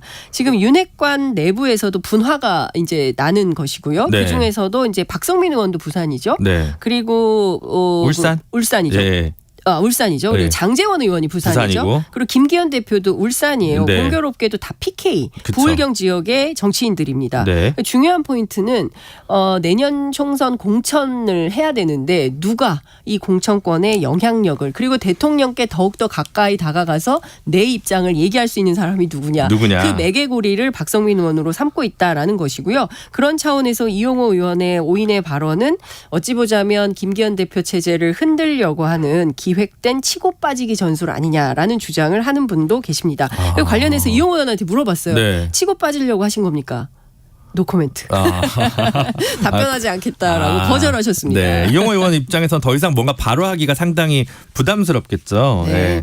근데 결국은 그런 거잖아요. 그러니까 권성동 의원, 장제원 의원으로 시작해가지고 뭐 이철규 의원, 뭐 또 누가 있죠? 윤재옥 의원, 네. 뭐 박성민 의원. 다 제가 볼 때 다 실세 같은데. 그럼요. 그럼 이분들은 제가 볼 때는 뭐 다음번 자기 공천은 됐고 네. 괜찮은 거고 네. 자기들이 주도할 수 있는 공천의 영향력을 행사할 수 있는 이른바 2인자, 3인자가 누구냐. 그렇죠. 이걸 가지고 지금 각축전이 있다. 그렇습니다. 요 정도로 해석하면 되는 거겠죠. 그렇습니다. 그게 사실은 제일 이제 중요한 포인트인 것 같아요. 그러니까 김기현 대표가 사실은 너무 그 존재감이 없다. 네. 이렇게 존재감이 없으면 내년 총선 주도할 수 있겠냐라는 얘기를 하고 있는 것도 같은 맥락인 거고요. 네. 중요한 건 내년 총선에서 본인과 가까운 그래서 함께 정치를 팀플레이를 할 수 있는 사람들을 많이 넣어야 되는데 네. 그것은 대통령도 김기현 대표도 장제원 의원도 다 권성동 의원도 비슷한 생각이라는 것이죠. 다 비슷비슷한 거잖아요. 또 내각으로 가면 권영세 장관이 실세다, 박민식 장관이 실세다, 뭐 그러니까 실세가 너무 많은데 그렇죠. 2인자는 없다. 예, 이런 그렇습니다. 느낌인 것 같습니다. 그 원톱이다. 이렇게 친정체제다. 그렇죠. 네. 이렇게 해석하면 된다 네. 생각합니다. 네, 일단 뭐 국민의힘 소식은 그렇고요. 다음은 민주당 소식으로 좀 넘어가 보겠습니다. 혁신위원장 낙마 이후에 네. 지지부진 혹은 뭐 갑론을박 뭐 장난이 아닌 것 같습니다. 네. 그래서 뭐 개파 싸움으로 좀 비춰지는 부분도 있는데 네. 어떻게 지금 그 민주당 전반적인 분위기나 상황을 좀 얘기해 주시죠. 개파 싸움은 아닌 것 같아요. 네. 왜냐하면 기자들이 이제 기사 쓰기 좋으니까 자꾸 이제 친명 비명 개파 싸움으로 이제 구도를 몰아가고 있는데 그런데 차라리 개파 싸움이면 좋겠다. 차라리 예, 그런 네. 얘기를 이제 민주당 의원들이 합니다. 그러면 덜 창피할 것 같다. 그러니까 무슨 얘기냐면 네. 이번에 보면 그 기초 검증 자체가 안 됐잖아요. 그러니까 네. 최소한 SNS라도 찾아봤어야 되는데 그조차도 검증이 안 됐다는 것에 대하여 당 지도부 역량에 대해서 너무 부끄럽다. 수준이 이거밖에 안 되냐. 이제 이런 얘기들이 나오고 있는 것이죠. 다음 주 월요일 날 이제 그 민주당 의원총회가 예정돼 있는데요. 아마 이 자리에서도 뭐 갑론을박 책임져라 어쩌라 이제 이런 얘기들이 나올 거라고 보여집니다. 그래서 상당히 부담스럽잖아요. 그쵸. 의총장에서 또 의원들이 뭐 부딪히고 이재명 하는 대표에 게. 대해서 막 얘기하고 또 기사가 또 일파만파 커지고 월요일부터 하면 한 주간 내내 계속될 거 아닙니까?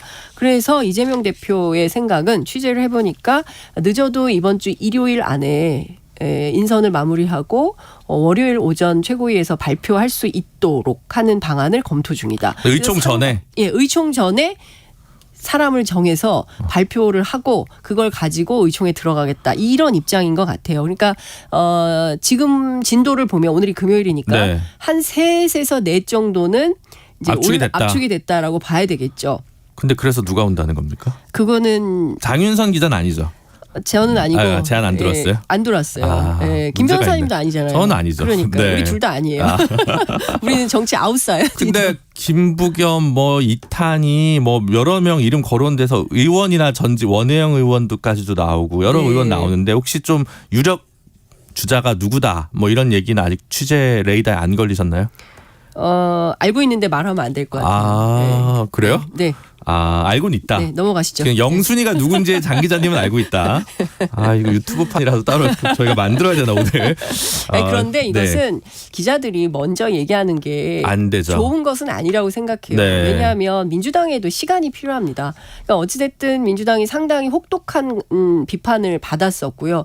그에 대해서 스스로 책임지고 결론을 낼 수 있도록 시간을 줄 필요도 있다고 생각을 해서 다 얘기하는 게 만사는 아니다. 알겠습니다. 이런 생각을 그러면 하고 있습니다. 여기까지만 여쭤볼게요. 지금 시간이 별로 없잖아요. 근데 외부 인사는 검증이 좀 어렵잖아요. 네. 그러다 보면 당의 현직 혹은 전직 의원으로 후보군이 압축될 수밖에 없는 거 아닌가요? 뭐 그럴 수도 있겠죠. 네. 네, 뭐 검토되는 안 중에 하나인 걸로 알고 있고요. 네. 또 하나는 처음에 시작할 때 이걸 이렇게 빠져나가신다고요? 네, 처음에 시작할 때 당내 인사는 아니잖아요. 네. 외부 인사로 하자 그랬잖아요. 네. 그래서 정권 주자고 했잖아요. 네. 라고 하는 주장도 있는 겁니다. 아직 예, 조금 그러니까 예, 이러저러한 의견들을 가지고 한 명으로 결정된 게 아니고 논의 중이기 때문에 민주당이 시간을 가지고 주말 사이에 잘 의논해서 이번엔 제발 SNS 검증부터 먼저 하시길 바랍니다. 옛날에 미드 보면 네. 뭐 연방 대법관 검증하는데 정치적 반대파에서 그 사람 로스쿨 때 저널 쓴 거 논문까지 탈탈 털어가지고 너 그럼요. 이때 뭐 사형제에 관한 입장 이거 아니었냐 네. 뭐 이것저것 하잖아요. 그렇죠. 사실 우린 여기까지는 안 가는데 네. 그죠? 근데도 좀 어쨌든 뭐 검증은 제대로 했으면 좋겠고 근데 기자들만큼만 하면 좋겠어요. 기자들이 참 열심히 취재해서 그쵸. 이래경 이사장 같은 경우도 한 3시간이 안 걸렸거든요. 네.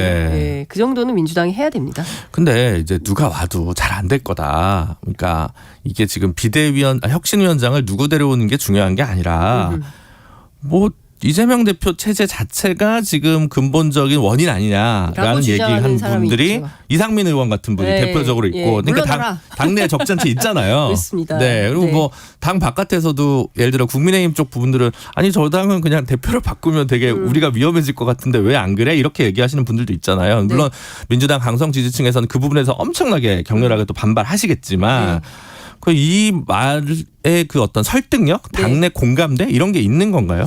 그런데 그 라디오 인터뷰에 나와서 말씀하시는 몇몇 의원들을 제외한 다른 의원들 취재를 해보면 네. 이재명 대표 그만두라고 하는 분들이 없어요. 없죠. 네, 그러니까 그렇게 나와서 그만두세요라고 하시는 분들이 오히려 소수다. 굉장히 소수다. 예, 그리고 전반적인 분위기는 이재명 대표 말고 그럼 대안이 누군데? 대안이 없어요. 그러니까 그렇다고 해서 이재명으로 계속 가야 되냐? 그건 아니지 않냐라는 네. 주장을 또 그분들이 하세요. 네. 그렇지만 전반적인 기조는 우리 당에서 제일 심각한 이슈는 뭐냐면 분열이에요. 네. 분열은 절대로 안 된다라는 생각을 하고 있습니다. 그런데 지금 현역들 상황을 보면 전부 각자 도생을 하고 있다는 거예요. 네. 그러니까 상임위도 열심히 하고 윤석열 정부에서 지금 뭐 후쿠시마 오염수 등등의 이슈들이 외교 문제 등등이 있는데 그러면 대응을 빨리빨리 해주고 대안도 내주고 해야 되는데 전부 지역구에서 내년 총선 지역 다지기를 하고 있다는 거예요. 네. 이게 문제다. 일을 해야 되는데 일을 안 한다. 그래서 일 잘하는 유능 그다음에 정치의 효능감 이런 것을 민주당이 보여줘야 된다라고 얘기를 합니다. 민주당 의원들이 이런 얘기를 해요. 다선 의원들인데요. 네. 대선에서 패배한 정당은 국민이 시간을 준다. 네. 그 시간 안에 잘 준비해서 다음 선거를 이겨라라는 신호라는 겁니다. 그런데 그 시간을 우리 당이 헛되이 쓰고 잘못 쓰면 우리는 또 실패하게 될 거다. 지금 상황이 그렇다. 그러면 장 기자님 말씀을 잘 들어보면 의원들은 각자 자신의 지역구에서는 열심히 일을 하고 있는데 네. 당적인 차원에서의 기획과 뭐 이런 노선, 전략 이런 게 그렇습니다. 부재한 상황. 그러니까 예. 선당 후사가 없다. 그렇습니다. 무슨 얘기냐면 지금 당은 민주당은 특히 오케스트라처럼 네. 그렇게 잘 지휘가 돼서 좋은 음악을 만들어야 되거든요. 그쵸. 그런데 그냥 좋은 음악 하거나 말거나 나는 혼자 바이올린 할 거야. 나는 혼자 뭐 플룻 할 거야. 이러고 있는 거예요. 나의 세계관 그렇죠. 중심으로. 예, 네. 나는 바이올린 잘하는데 제가 플룻 똑바로 못해서 우리 오케스트라가 엉망이야 라고 서로 남 탓을 하고 있다. 이래서는 절대로 안 된다. 유니버스 없는 메타버스네요. 그렇습니다. 진보가 실패하면 나라가 망한다. 이런 역사 인식을 조선시대 때도 마찬가지였습니다. 지금 계속 당파 싸움만 하고 있고 네가 문제야 내가 문제야 라고 할 것이 아니라 철저한 역사의식 속에서 지금 민주당이 뭘 해야 되는지 나만 잘 살면 된다. 이 정신을 버려야 된다라고 얘기를 하고 있습니다. 그거는 뭐 진영 전체가 어떻게 하면 살까? 명비명계랑 상관없는 얘기네요. 말하자면. 그렇습니다. 아니 근데 실제로 민주당 분위기가 이렇습니다. 네. 지금 친명이냐 비명이냐 일각에선 이런 얘기도 해요. 네. 친명이 이재명 대표의 가장 안티가 될 수 있다. 그런 얘기도 나오고 있습니다. 그러니까 어찌 보면 상당히 혼돈스럽고 혼란스럽다라고 볼 수도 있는데요. 중요한 것은 나만 살면 된다고 생각하면 다 망할 수 있다. 같이 민주당 그리고 전체 민주진보가 살 수 있는 길이 무엇인지 거기에 복무해야 다 같이 살 수 있다. 왜냐하면 총선은 구도 싸움이잖아요. 그렇죠. 구도에서 이겨야 되는데 구도는 관심 없고 동네에 가서 열심히 아무리 해봐야 선거 이기기 어렵다라는 얘기를 하고 있습니다. 참고로 이틀 전에 여기 자리에 이재우 고문님께서는 네. 양당이 당대표 먼저 내리는 팀이 이긴다. 그 얘기도 많이 나오는 얘기 중에 하나입니다. 네. 정치권에서. 뭐 어쨌든 그 정청래 위원장 건은 지금 당내 어떤 수습이 좀 됐나요? 아직 안 되고 있습니다. 네. 그래서 어떻게 할 거냐라는 네. 얘기를 어제도 했대요. 네. 그런데 좀 입장이 갈리더라고요. 원내대표는 하면 안 된다는 생각인 것 같고요. 네. 당대표는 입장 없음인데 지금 최고위원을 하고 있으니까 네. 상임위원장까지 하는 것은 조금 문제가 아니냐라는 네. 생각을 하고 있다는 것이고요. 정청래 의원은 절대 물러설 수 없다. 이런 입장이기 때문에 지금 조율이 좀 잘 안 되고 있는 이런 상황이어서 앞으로 이것도 사실은 빨리 해결해야 될 것 같고 아마 다음 주 월요일에 있을 의총에서도 이 문제가 논의되고 해결 방법이 나오지 않을까 싶고요. 일각에서는 이미 다음 상임위원장이 정해져 있다. 행안위원장 누구로 정했다라는 말도 들립니다. 네. 일단 알겠습니다. 마지막으로 용산 소식으로 좀 넘어가 보도록 하는데 네. 개각설이 쫙 돌다가 싹 들어가고 그죠?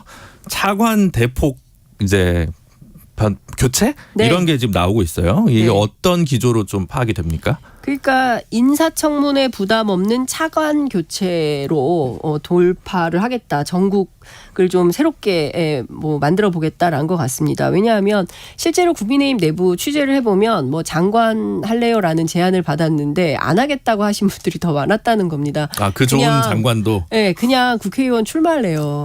이렇게 생각하시는 분이 많다는 거죠. 첫 번째는 인사청문회 통과를 할 수 있을까라는 상당한 부담이 있고요. 네. 설령 통과를 만약에 한다고 만약에 하면 좋은데 네. 통과하지 못했을 경우에 그 사회적 논란 엄청나게 초반에 인사 실패에 대한 부담이 있지 않았습니까? 그런 게 있죠. 예, 그런 것에 대한 생각들도 있는 것 같고요. 그래서 우회로를 선택한 거죠. 장관을 바꾸면 인청해야 되고 막 일이 많으니까 네. 사실상 그 차관을 바꿔서 개각 효과를 내는 이런 우회로를 선택하는 것 같고요. 그러면 어떤 부처가 주요 대상입니까? 아직 정해진 것은 없습니다라고 말을 하고 있는데 기자들 취재에 따르면 19개 정부 부처 가운데 절반 이상의 차관이 교체될 가능성이 높다라고 하고요. 일부는 1, 2차관이 전부 동시에 교체될 수도 있다. 네. 이런 전망이 나오고 있습니다. 차관 교체로 국정 드라이브를 걸겠다. 이러면 장관은 뭘까? 이런 생각이 좀 들기도 하고요. 예전에 구한말에 차관 정치라는 게 있었는데 차관 정부 얘기가 네. 나와요. 그래서 벌써 네. 차관 정치, 차관 정부 이런 얘기가 나오고 근데 있기도 합니다. 인적 풀을 좀 넓게 쓰면 사실은 수석 교체나 비서실 교체 뭐 이런 방식도 충분히 검토 가능한 것 같기도 한데. 예, 그 얘기가 사실은 지난해부터 계속 나왔었고 네. 저희 같은 사람들이 많이 얘기를 했었는데요. 어찌됐든 내년 총선 앞두고 나갈 사람은 12월에 나가라. 네. 그러면 나갈 사람들은 너무 늦다. 네. 뭐 이런 얘기들이 계속 이제 나오고 있어요. 그렇지만 부담을 줄이고 어쨌든 그 사회적 파장을 줄이는 방향으로, 그러니까 이동관 그 방통위원장 경우도 임명되지도 않았는데 벌써부터 이렇게 사회적 논란이 있는 것처럼 부담스러운 거죠. 그래서 논란을 최소화하기 위해서 인사청문회 없는 차관들을 싹 다 바꿔서 분위기를 좀 일신해서 2년차 정부를 새롭게 출발하겠다 이런 생각인 것 같습니다. 다른 한편으로는 장관 구하기 힘들다는 거겠죠. 그렇습니다. 그래서 4년 계약직이 낫겠죠. 1년, 2년짜리 언제 잘릴지 모르는 그러니까요. 장관보다. 예. 네, 오늘 말씀은 여기까지 듣도록 하겠습니다. 지금까지 정치 전문 기자 장윤선 기자였습니다. 감사합니다. 네, 고맙습니다. Splish splash, I was taking a bath. Long about a Saturday night. Yeah. 점심 먹고 유쾌한 시사 디저트 한 입. 최영일의 시사본부. Well, I stepped out the tub and put my feet on the floor. 한 주간의 스포츠 소식 KBS 스포츠국의 정현호 PD와 함께 정리해 보도록 하겠습니다. 안녕하세요. 네, 안녕하십니까. 네, 월드컵 얘기, U20 월드컵 얘기부터 해야 될 텐데 네. 정말 고생했고, 네, 어쨌든 3, 4위전이 남았습니다만 네. 전반적으로 어떻게 평가하십니까? 김은중호. 역시 김은중호가 기존의 그 한국 축구랑 좀 다른 점이 수비에 굉장히 치중하면서 역습 축구를 이제 구사하는 팀인데 오늘 준결승전도 마찬가지로 좀 우리 스타일대로 끝까지 이어갔다는 점. 네. 이 점은 굉장히 고무적인데 결정적으로 이 토너먼트를 항상 거듭하면서 체력적으로 그리고 이제 피지컬적으로 네. 조금씩 이제 밀리는 게 있었지 않았나 이런 생각이 들었고 일단은 전반 14분에 그 선제골을 내줬죠. 네. 이 과정에서도 박현빈 선수와 이제 그 수비형 미드필더전에서 우리 진영에서 공을 너무 오래 끌었어요. 네. 그러다가 이제 투리키아 선수에게 공이 향했고 이 패스를 받아서 카사데이가 또 득점을 기록했습니다. 제가 아마 저번 주에도 이 카사데이 선수에 대해서 경계를 좀 해야 한다라고 했는데 역시나 깔끔한 결정력을 가지고 있더라고요. 그래도 이제 다행인 점은 5분 만에 바로 만회골을 성공시켰다는 점이죠. 네, 그렇죠. 처음에는 반칙이 아니라고 했는데 네. VAR 거쳐서 페널티킥을 선언했습니다. 이렇게 VAR로 우리가 득본 게 진짜 얼마만인지 그쵸. 모르겠더라고요. 전반적으로 약간 판정이 아쉽다는 얘기를 좀 축구 팬들은 또 하시는 것 같긴 그리고 해요. 오늘도 경기 후반부에 네. 이탈리아의 파울은 안 불어주고 우리나라의 파울만 부는 조금은 아쉬운 그러니까. 모습이 계속 있었잖아요. 네. 이렇게 나서 이제 그래도 다행히 빨리 만회하는 데 성공을 했는데 가장 좀 아쉬웠던 게 뭐였냐면 저는 경기장 상태였던 것 같아요. 네. 경기장의 잔디가 네. 거의 그 학교 운동장 수준이어가지고 사실 우리나라의 이 김은중호의 가장 큰 장점인 빠른 역습을 하려면은 네. 잔디 상태가 좀 좋아야 매끄럽게 쫙 공이 흘러가는데. 그렇죠. 이제 빠른 패스가 네. 갈 수 있는데 기회를 잡아도 공이 덜커덩 하니까 이런 부분이 좀 아쉬웠고 세트피스가 원래 김은중호의 주특기잖아요. 네. 그런데 오늘은 세트피스 수비에서 전반적으로 좀 위기가 많았어요. 네. 그런 부분들을 이제 앞으로 남을 3, 4회전에서 좀 보완을 해야 될 것 같다는 생각이 전반적으로 라인을 수비진에서 유지하는 건 굉장히 유기적인 것 같은. 네, 추석현 선수를 비롯해서 수비란에서의 커맨딩 이 부분은 이제 아마 김은중호가 오랫동안 좀 공들였던 것 같은데 이게 그 전에 벤투어랑 약간 비슷하다고 봐야 되나요? 아마도 그런 점은 있을 것 같아요. 네. A 대표팀부터 해서 23세, 20세 이렇게 쭉 내려오는 네. 연령별 대표팀까지 한 나라의 대표팀이 같은 기조를 가지고 네. 플레이 스타일을 유지한다는 건 굉장히 좋은 징조인 것 같은데 결국 오늘 후반 40분에 실점을 마지막으로 했잖아요. 네. 이 과정에서 직접 프리킥 상황에서 저는 한 가지 아쉬운 게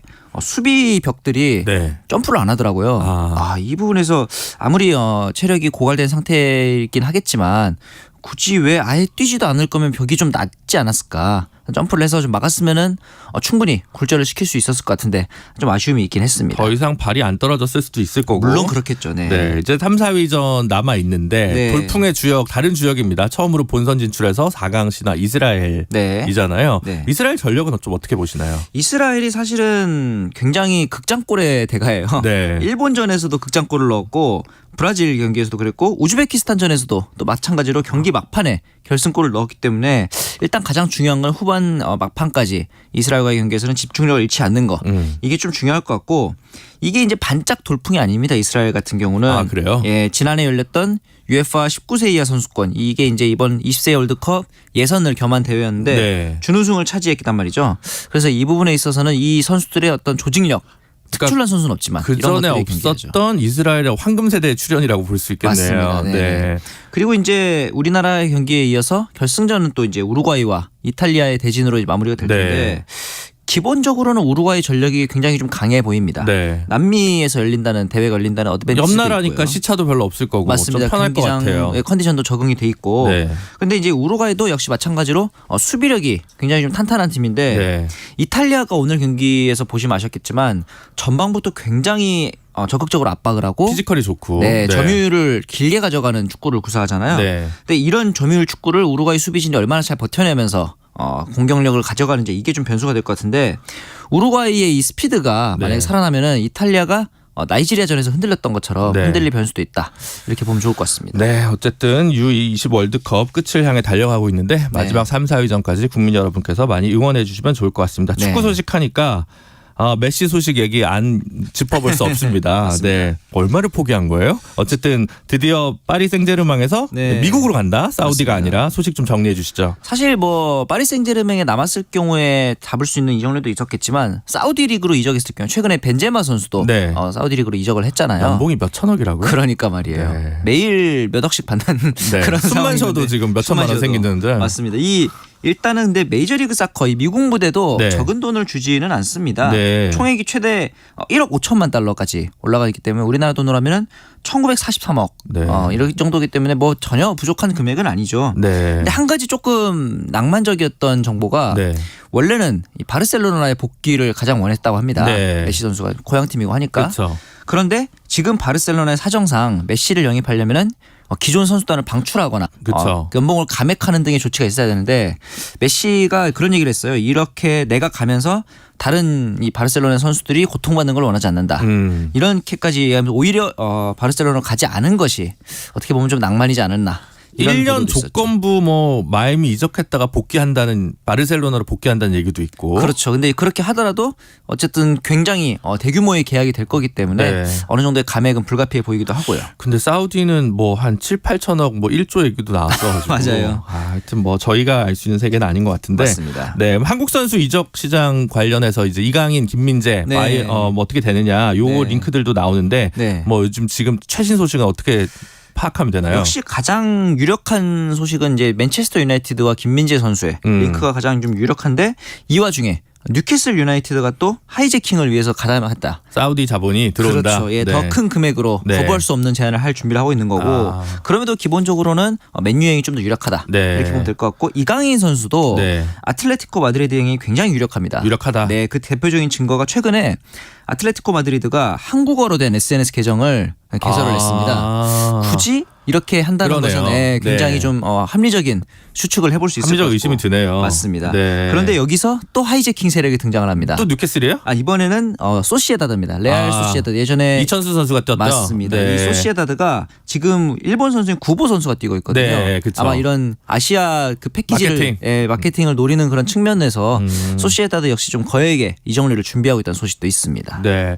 다음은 그 요즘 결승전 하고 있는 농구 소식 잠깐 해보죠. NBA 파이널이 지금 진행되고 있는데요. 지금 이제 덴버가 마이애미를 상대로 이제 시리즈 전적을 2승 1패로 가져갔죠. 8일 날 열렸던 3차전에서는 109대 94로 승리를 거뒀는데 역시 덴버 하면은 떠오른 대표적인 선수인 이 니콜라 요키치 선수가 조커라는 별명이 붙어 맞습니다. 있어. 이 32득점 21라운드 10어시스트 트리플 더블을 작성했는데 그냥 트리플 더블도 아니고 30, 20, 10. 맞습니다. 이렇게 이제 야투율 기록 자체도 확률도 50% 이상이었거든요.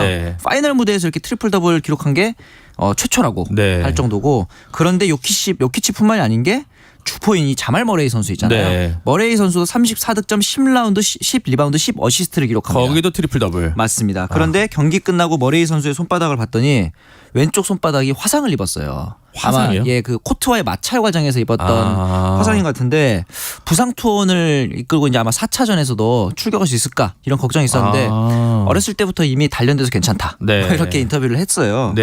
반면 마이애미 같은 경우는 이제 8번 시드로 올라왔잖아요. 굉장히 그 가장 낮은 평가를 받았는데 파이널까지 올라왔습니다. 이런 경우가 이제 NBA 역사상 두 번째입니다. 뉴욕 닉스 맞습니다. 옛날에 99년이었죠. 그런데 이때도 준우승이어서 마이애미가 과연 징크스를 깰 수 있을지. 사실은 제일 필요한 게 지금 이 히로 선수의 복귀가 아닐까 싶은데 지금 이제 1라운드에서 부상당한 손가락 골절상이 네. 아직까지도 4차전 출전까지도 좀 어렵지 않을까.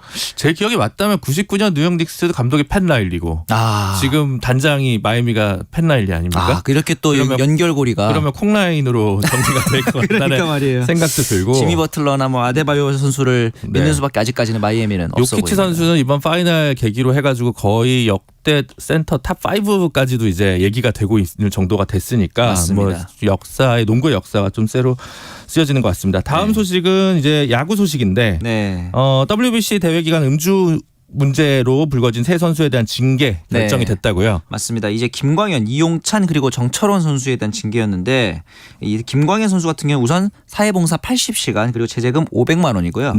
이용찬, 정철원 선수는 사회봉사 40시간과 제재금 300만 원의 징계를 내리게 됐습니다. 조금 징계가 낮다는 느낌적인 느낌이 있네요. 아무래도 이제 가장 크게 작용한 부분은 이 선수들이 뭐 소위 말하는 유흥업소에 출입했다는 점은 사실이지만 이 이후에 추가적인 유흥을 즐겼다든가 혹은 이제 경기 전날에 음주를 했다든가 이런 추가적인 정황이 없었다는 점이 좀 작용을 한 것 같고 출전 정지는 없는 거예요? 출전 정지는 없습니다. 저는 이 부분은 굉장히 바람직하다는 생각이 드는데 오히려. 왜냐하면은 국가대표팀에서 저지른 일이잖아요. 프로팀에서 징계하는 건 이상하다. 이렇게 되면 프로팀은 막대한 이유 없이 손해를 보게 되는 거잖아요. 그렇기 때문에 국가대표팀에 있었던 부분은 국가대표팀에서 징계하는 게 맞다. 프로팀이 손해를 보는 일이 있으면은 프로구단들은 어떤 생각을 하게 되냐면 차출하지 말자. 그렇죠. 그런 생각을 하게 되기 때문에 이렇게 분리해서 징계를 하는 것은 좀 합리적이라는 생각이 듭니다. 네, 일단은 알겠습니다. 다음은 그 높이뛰기 우상혁 선수 소식이네요. 네, 맞습니다. 이번에 또 세계 랭킹 1위 자리를 탈환했는데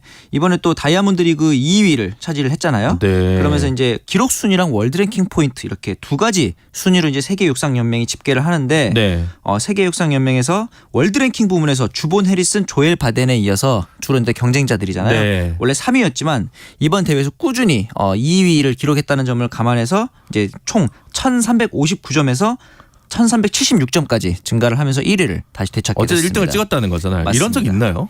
이렇게 당연히 없고요. 육상 전체에서 없는 거잖아요. 육상 전체에서도 없고 높이뛰기에서는 당연히 없기 때문에 이런 행보를 보면서 이제 우상혁 선수의 포스트 우상혁 젊은 선수들이 또 나와주기를 기대해 보겠습니다. 뭔가 사회적으로 우상혁 선수에 대한 스폰서십이 좀 강화돼야 될 것 같다는 중요한 부분입니다. 허튼 생각을 좀 해보게는 되네요. 네, 알겠습니다. 국내 얘기를 하나 더 해보죠. 아제르바이잔에서 폐막한 세계 태권도 선수권 대회에서 우리가 좋은 우수한 성적을 대표팀이 거뒀다고요? 네, 25번째로 종합 우승을 달성을 했습니다. 그러면서 이제 지난 대회였던 2022년에는 중국과 멕시코에게 밀려서 3위라는 조금 아쉬운 성적이었는데 올해 이제 드디어 만회에 좀 성공을 했죠. 54kg 이하급에서는 박태준, 배준석, 강상현 선수가 총 3개 금메달을 따냈고 진호준 선수가 은메달을 따냈습니다. 그런데 물론 금메달 3개로 우승은 차지를 했지만 튀르키예라든가 크로아티아, 러시아 이런 국가들이 실제 따낸 메달 개수는 더 많아요. 그렇기 때문에 이제 좀 더 많은 저변을 다양한 나라들이 확보를 하고 있단 말이죠. 그것도 좋은 점이고. 네, 세계 태권도 연맹에 가입된 나라 개수가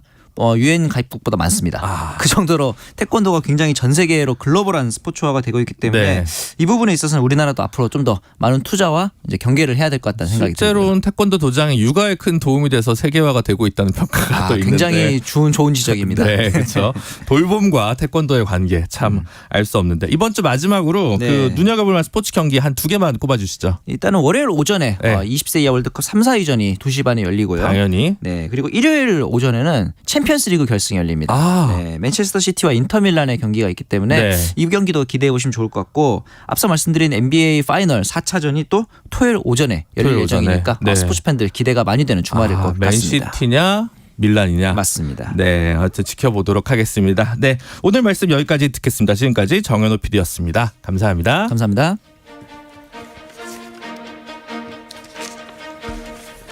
네, 금요일 오늘 준비한 소식은 여기까지입니다. 저는 최영일 평론가 대신 잠시 진행을 맡고 있는 김준우고요. 다음 주 월요일에도 제가 찾아뵙도록 하겠습니다. 다음 주 월요일 12시 20분에 찾아뵙겠습니다. 고맙습니다.